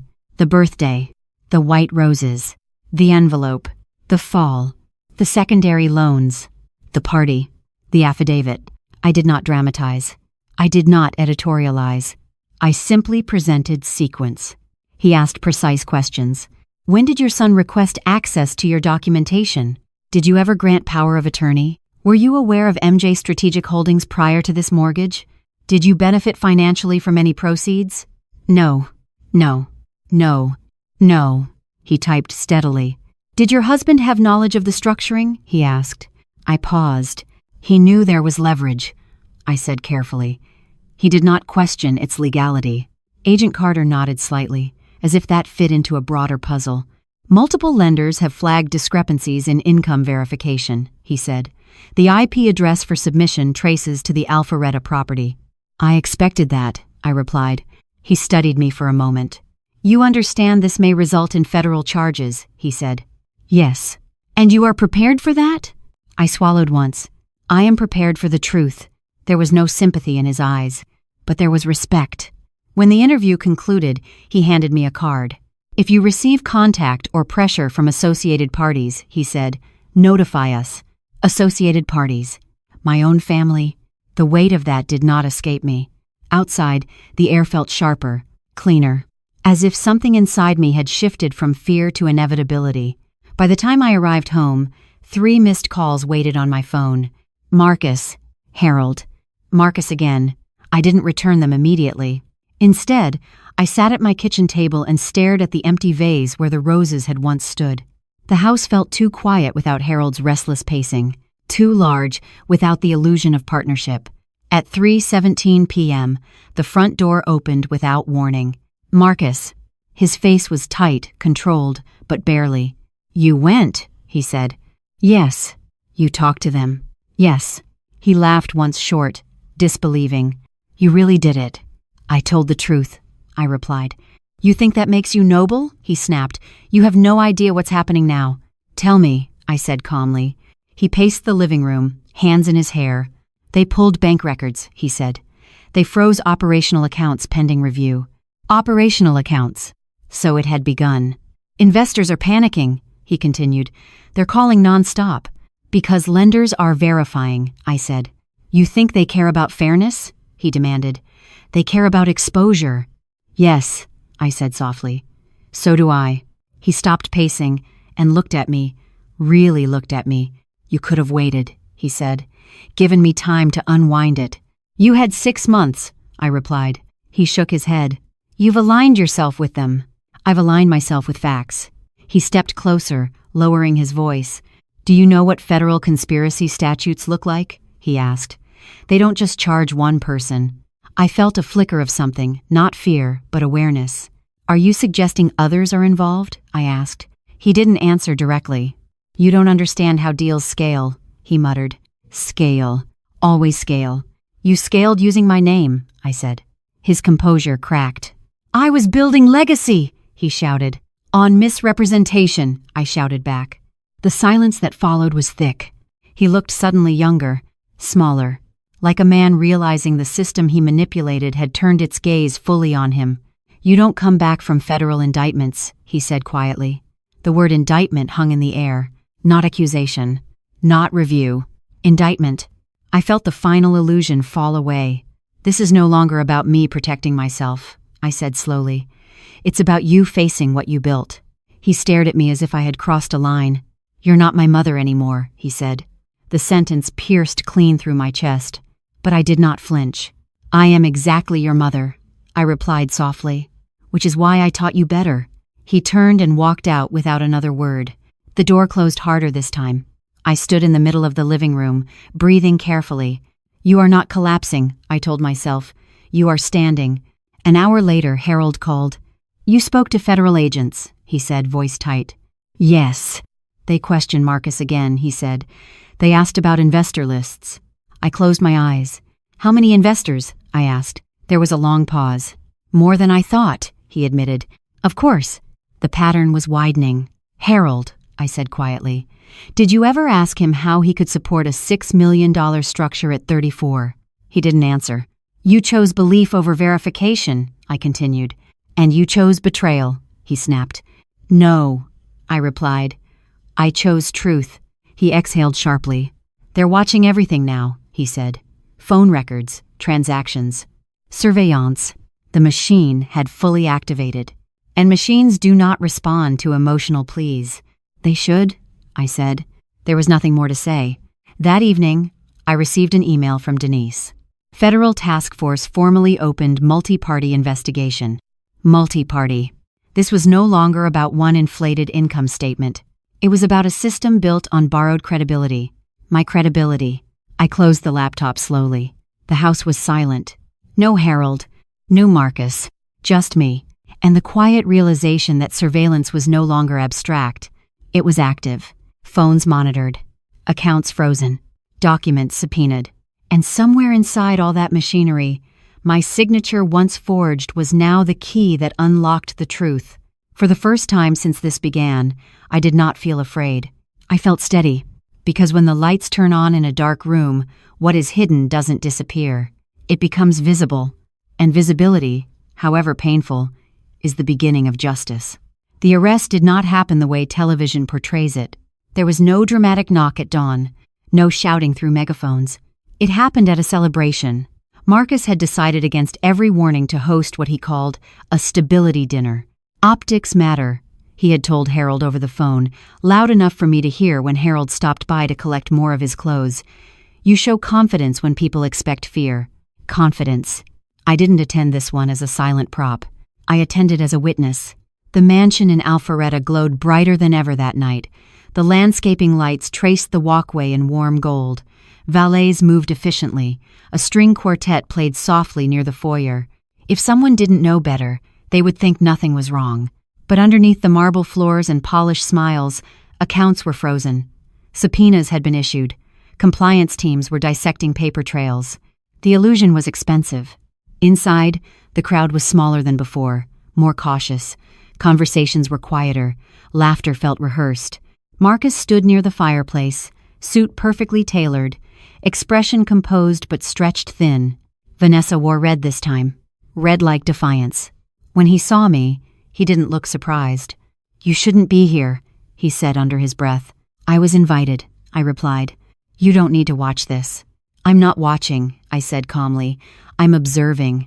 He clenched his jaw. Across the room, two men I recognized from the previous mixer were speaking in hushed tones. One glanced at me, then away. They knew. The energy in the room wasn't celebratory. It was anticipatory. Marcus clinked a glass lightly. Thank you all for standing firm, he began, voice steady but strained. Strong ventures face scrutiny. That's part of growth. Scrutiny. Such a polite word. We're cooperating fully, he continued. Transparency is strength. I nearly closed my eyes. Transparency had not been his strategy. It had been forced. Vanessa moved through the room with forced brightness, refilling glasses, touching elbows, whispering reassurances. Everything's procedural, she told a woman near the staircase. Procedural. Yes. Federal procedure. I stepped outside briefly, needing air. The night was heavy with humidity. The pool lights shimmered against still water. From the street, the house looked invincible. Behind the scenes, it was anything but. At exactly 8:47 p.m., headlights turned slowly into the gated drive. Not one car. 3. Unmarked, but unmistakable in posture. They parked calmly. Doors opened without urgency. No seatings. No spectacle. Just inevitability. Guests near the windows stiffened first. Then whispers. Then silence. The front door opened before anyone knocked. 2 agents stepped inside. Professional. Controlled. "Marcus Johnson?" one asked. The room froze. Marcus didn't run. He didn't shout. He straightened his jacket. "That's me," he said. "We have a warrant related to federal financial fraud and conspiracy statutes," the agent said evenly. "You'll need to come with us." Gasps rippled across the room. Vanessa's wine glass slipped from her hand and shattered against marble. Harold, who had arrived earlier and stood near the dining area, went pale. "This is unnecessary," Marcus said calmly, though his voice tightened slightly. "I've been cooperating." "You may continue to cooperate," the agent replied, "but you're being taken into custody." Handcuffs appeared, not aggressively, almost politely. The click of metal echoed louder than any siren. I stood near the doorway, heart steady in a way I did not expect. Marcus's eyes found mine across the room. There was no arrogance left there. No lectures. No scale or momentum. Only shock. And something like betrayal. For a fraction of a second, I saw my son again. Not the architect of a $6 million structure. Not the man who forged my income. Just the boy who once needed help tying his shoes. But then the agents guided him forward, and reality reasserted itself. Vanessa began crying loudly. "This is a misunderstanding," she shouted. No one echoed her. Guests stepped back instinctively, distancing themselves from contamination. Investors avoid liability. Harold sank into a chair. He did not look at me. Marcus paused briefly as he passed. "You did this," he said quietly. I met his eyes. "No," I replied just as quietly. "You did." He said nothing else. The agents escorted him outside. The gate opened slowly. The cars disappeared into the Georgia night without sirens. No dramatic chase. No chaos. Just consequence. Inside the mansion, silence lingered thick and uncomfortable. Guests began gathering purses and jackets without speaking. Vanessa collapsed onto the stairs, sobbing. Harold remained seated, staring at the floor. I walked toward the foyer. The chandelier above shimmered, fragile and ornate. For the first time, it looked less like elegance and more like glass waiting to crack. Harold finally looked up at me. "You could have stopped this," he said hoarsely. "No," I replied gently. "I couldn't." He shook his head, grief mixing with disbelief. "He's our son." "Yes," I said. "And you let them take him." I let the truth stand. Harold's eyes filled, but not with apology. With loss. I stepped outside once more. The driveway was empty now. The house felt different, smaller. Without Marcus's voice projecting certainty, the walls seemed hollow. I thought about the word sacrifice again. For weeks, they had insisted I sacrifice my security, my name, my future. Tonight, the system demanded something else. Accountability. Justice is rarely gentle, but it is precise. As I walked back to my car, I felt no triumph, no victory, only gravity. Because when illusions collapse, they take parts of you with them. And motherhood does not disappear just because law intervenes. It lingers, heavy, complicated, painful. But beneath the sorrow, one truth stood steady. I had not destroyed my son. I had refused to destroy myself. The night Marcus was taken away, I did not cry. That surprised me more than anything else.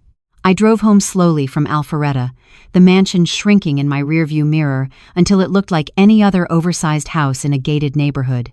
The sky above Georgia was quiet, indifferent to handcuffs and warrants. When I stepped into my own home, the silence met me like an old friend. No pacing, no lectures, no ultimatums, just the hum of the refrigerator and the ticking of the kitchen clock. I placed my purse on the counter and stood still for a long time. I had expected to feel relief. Instead, I felt weight, because an arrest is not a conclusion, it is an exposure. By morning, the calls began. First from Denise. "He's been formally charged," she said gently. "Identity theft, mortgage fraud, wire fraud, and conspiracy under federal statute." The words sounded clinical. Clean, but I knew what they meant. They meant federal court. They meant potential prison time. They meant a public record that would never disappear. "Is he alone?" I asked quietly. "There are additional names under review," she replied, "but your documentation clearly establishes non-consent." Non-consent. That phrase was now my shield. After I hung up, my phone rang again. Vanessa. I almost didn't answer, but I did. How could you? She sobbed immediately. I told the truth, I replied. You could have handled it privately. It was never private, I said. It involved federal lenders. She cried harder. He was building something for us. He built it with forged documents, I said softly. There was silence. Then something colder. You think you're righteous, she said. You just destroyed your own son. Destroyed. The word had become their favorite weapon. I did not write false income statements, I replied. She hung up. By noon, the news had spread through church. Mrs. Patterson called again. We're praying for your family, she said cautiously. I could hear the careful distance in her tone. Prayer offered from arm's length. Thank you, I said. I did not explain. I did not defend. Those who wanted to understand would. Those who preferred gossip would find it regardless. In the afternoon, Harold came by. He looked older than he had a week ago. His shoulders slumped. His eyes avoided mine. They denied bail for now, he said quietly. I nodded. They're reviewing flight risk, he added. Of course they were. $6 million layered across lenders does not look small. Harold sank into a chair at the kitchen table. He's terrified, he said. I felt my throat tighten. Good, I almost said. But I didn't. Instead, I asked, did he ask about me? Harold hesitated. He said you didn't have to go that far. I absorbed that. Not apology. Not remorse. Distance. He still believes this is about how far I went, I said quietly. Harold rubbed his face with both hands. You could have waited, he muttered.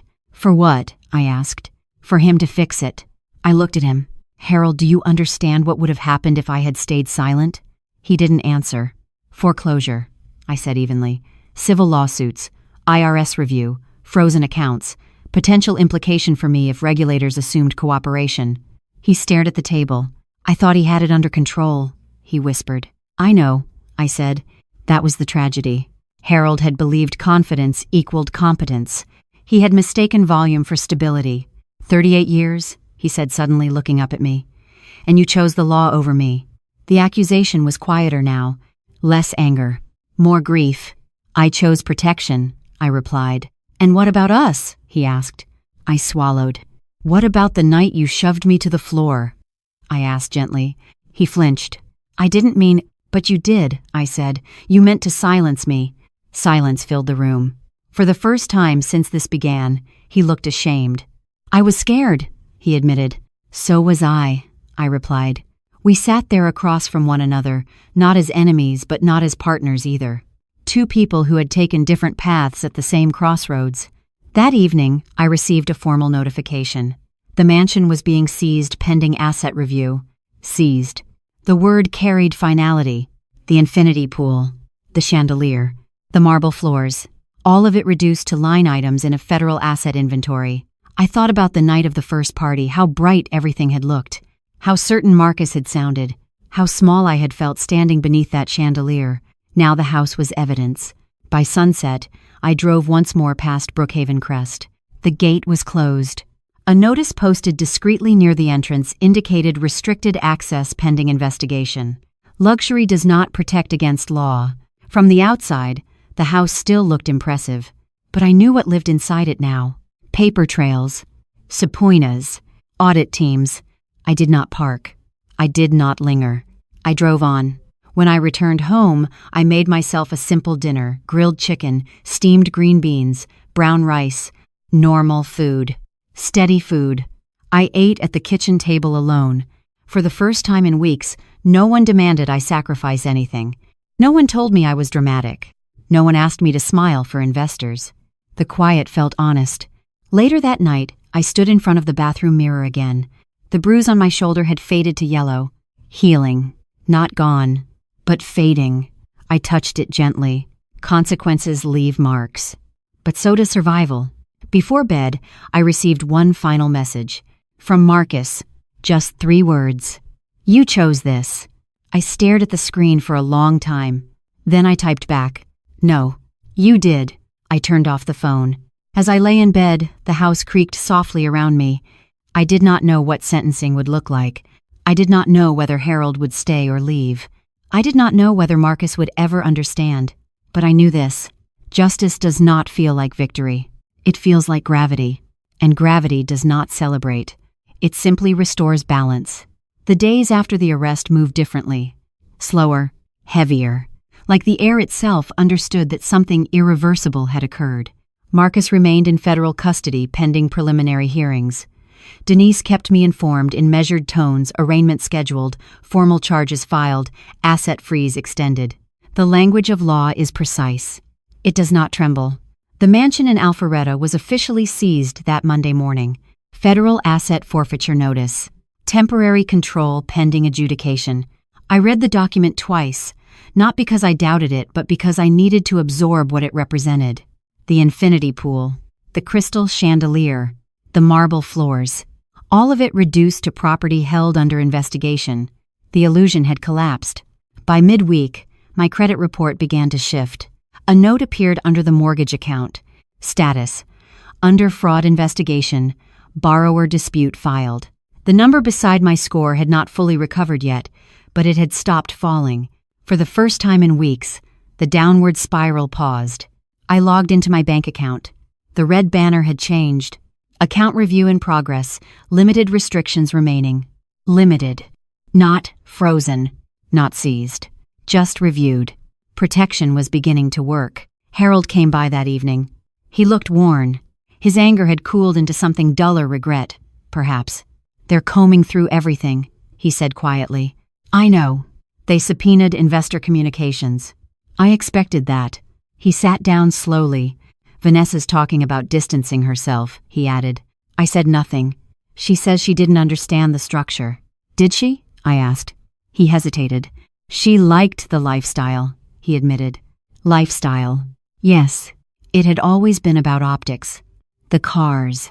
The parties. The narrative of generational wealth. "They froze Marcus's personal accounts," Harold continued, "even the ones not directly tied to the LLC. That surprised me." "Why?" I asked. "Pattern review," he said. "They're mapping flow." Mapping flow. I almost smiled at the irony. Marcus had spoken about capital flow like it was art. Now federal auditors were tracing it with forensic precision. Harold looked up at me. "You don't feel anything?" he asked. "I feel everything," I said softly. He studied me for a long moment. "You're calm." "No," I replied. "I'm steady. There's a difference. Calm is absence of emotion. Steady is control within it. I keep thinking," he said slowly, "if you had just signed the liquidity verification, it would have prolonged the structure," I interrupted gently, "not fixed it." He rubbed his hands together. "I thought you were overreacting." "I know." Silence stretched between us. "I shouldn't have pushed you," he said finally. The apology was small, not dramatic, but real. "You shouldn't have shoved me," I replied quietly. He lowered his eyes. "I lost my temper." "You lost perspective," I said. He nodded once. For the first time in weeks, we were speaking without accusation. But something fundamental had shifted. Trust, once cracked, does not return to its original shape. Later that night, I received official confirmation. The mortgage had been placed in provisional nullification status pending fraud adjudication. If investigation confirmed non-consent, the debt would be vacated from my record. Vacated. The word felt like fresh air. I sat at my desk and allowed myself a single, steady breath. The system I had once feared was now correcting the record. Not because it loved me, not because it pitied me, but because evidence demanded alignment. On Thursday afternoon, I received a call from a senior financial protection advocacy group in Atlanta. "Mrs. Johnson," the woman said gently, "we understand you may be willing to share your experience confidentially to help educate other seniors about identity misuse." Seniors. I smiled faintly. "I'm not fragile," I said. "But I am willing." She thanked me. And for the first time since this began, something shifted inside me that wasn't defensive. It was purposeful. This was no longer just about survival. It was about warning, because I knew now how easily love can be leveraged, how quickly paperwork can be manipulated, how silently identity can be replicated. That weekend, I drove by the mansion one last time. The gate was locked. A small federal notice posted discreetly near the entrance. No music, no lights, no valet, just stillness. I did not feel satisfaction, only clarity. Marcus had believed scale would protect him. He forgot that scale magnifies risk, and risk, once exposed, invites scrutiny. As I turned the car around, I realized something simple and profound. I was not the family bank. I never had been. I had been the foundation. And foundations deserve reinforcement, not exploitation. Back home, I opened my laptop and began drafting something new. Title: You Are Not the Family Bank. It wasn't a legal document. It wasn't a defense. It was a testimony. A warning for women like me, over 45, over 50, over 60, who believe sacrifice is synonymous with love. Because sacrifice without boundaries is erasure. And erasure is not virtue. It is vulnerability. That night, I slept without checking my phone. No new threats. No ultimatums. No lectures about scale. Only the steady hum of a house that finally belonged to me again. The fallout was not over. There would be hearings, sentencing, reputational whispers. But something essential had already been restored. My name. The first court appearance was brief. Federal proceedings are rarely dramatic at the beginning. There are no closing arguments in the early days, only procedural confirmations, formal charges read into record, bail considerations revisited. Marcus stood in a navy suit that didn't quite fit the way it used to. The confidence he once wore like armor had thinned. His eyes avoided mine when I entered the courtroom. I did not sit with Harold. I chose a seat alone. It was not cruelty. It was clarity. The prosecutor outlined the charges calmly. Identity theft, mortgage fraud, wire fraud, conspiracy involving layered financial misrepresentation, totaling approximately $6 million. $6 million. Hearing the number spoken aloud in a federal courtroom made it sound heavier than it had in my kitchen. Marcus's attorney requested leniency pending cooperation. Cooperation. That word again. When the hearing ended, Harold approached me in the hallway. He looked at you, he said quietly. I know. He's scared. So was I replied. Harold sighed deeply. I don't know how we fix this, he admitted. The word we hovered awkwardly between us. We don't fix this, I said gently. The court will decide it. He searched my face.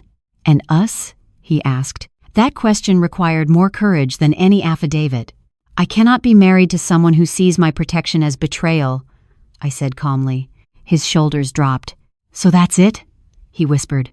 No, I said. This is the result. There's a difference. 2 weeks later, I filed for legal separation. Not in anger, not impulsively, but with the same steady hand I used when signing the affidavit. 38 years of marriage cannot be erased with one document, but it can be redefined. Harold moved into a small rental near his sister's house. He did not fight the separation. Perhaps part of him understood that the fracture had not occurred the day I signed the affidavit. It occurred the night he shoved me to the floor and called me selfish. Trust does not survive humiliation. At home, I began downsizing, not because I had to, but because I wanted to. The house felt different without Harold's presence. Less tense, more honest. I met with a realtor and listed it quietly. It sold within 3 weeks. The equity I had built over decades came back to me cleanly untainted. I purchased a modest condo near Savannah's coastline, not extravagant, not dramatic, just peaceful. The first morning I woke there, I opened the sliding glass door and let the ocean air drift in. Salt, wind, open sky. No marble floors, no chandeliers, no illusions, just space. I joined a local women's financial literacy group within my first month. Most of the women were over 55, divorced, widowed, retired, cautious. They listened when I spoke, not with gossip, but with recognition. I trusted my son with my paperwork, one woman admitted quietly. My niece asked me to co-sign something, another said. The pattern was not rare. It was common. Love creates blind spots, and blind spots create opportunity for exploitation. I began speaking openly at small seminars, church groups, retirement associations, senior centers, not about Marcus specifically, but about identity protection, about reading every document, about understanding leverage, about the difference between support and surrender. One evening, after a seminar at a local community center, a woman in her late 60s approached me. "My daughter says I'm selfish for not refinancing my house for her startup," she said, eyes wet. "Am I?" I held her hands gently. "Self-protection is not selfishness," I said. She cried, and in that moment, I understood something fully. My story was not just mine. It was a warning. Marcus's sentencing hearing came 6 months later. He had cooperated partially, provided documentation, named additional participants. The court acknowledged his lack of prior criminal history, but intent mattered. Scale mattered. The judge sentenced him to 12 years in federal custody. 12. Not a lifetime, but long enough. Vanessa filed for divorce 2 months after sentencing. Lifestyle does not survive indictment. Harold attended the hearing. I did too. When Marcus was led away, he looked at me once more. Not accusing, not angry, just older, and perhaps, finally, aware. I did not wave. I did not cry publicly. But later that night, alone in my condo, I allowed myself to grieve the son I thought I had, because justice restores balance. It does not restore innocence. Harold called me a week after sentencing. "I was wrong," he said quietly. Those 3 words carried weight. "Yes," I replied. "I thought protecting him meant protecting us," he continued. "It didn't," I said. There was a long silence. "I don't expect you back," he said finally. I closed my eyes briefly. "I wish you had stood with me," I replied. "So do I," he said. We ended the call gently. No shouting, no blame, just acceptance. That night, I planted white roses in a small clay pot on my condo balcony, not as a symbol of betrayal, but as reclamation. I chose them this time. I paid for them. I planted them myself. And when I watered them, I did so knowing this. I am not the family bank. I am not collateral. I am not sacrifice by default. I am a woman who survived being leveraged, and I will never again sign my name without full understanding. The ocean wind moved softly through the balcony railing. The roses stood upright in fresh soil, and for the first time in a long while, my future felt entirely my own. The first time I visited Marcus in federal custody, the ocean wind was strong that morning. Savannah's shoreline was restless, waves folding into one another with quiet persistence. I stood on my balcony for a long moment before leaving, looking at the white roses I had planted months earlier. They were blooming. Not extravagantly, not dramatically, just steadily. I drove 3 hours inland to the correctional facility. The building was nothing like the mansion in Alpharetta. No chandeliers, no marble, no illusion, just concrete, wire fencing, and procedure. Inside the visiting room, the chairs were bolted to the floor. The lighting was fluorescent and unforgiving. Marcus walked in wearing beige. He looked thinner, older, but not broken. Not yet. He sat across from me, separated by a narrow metal table. For a few seconds, neither of us spoke. "I didn't think you'd come," he said finally. "I almost didn't," I admitted. He nodded. That would have made sense. There was no anger in his voice now. Just acknowledgement. "How are you?" I asked. It felt like such a small question in such a large circumstance. "I'm adjusting," he said. "Classes, work detail, a lot of time to think."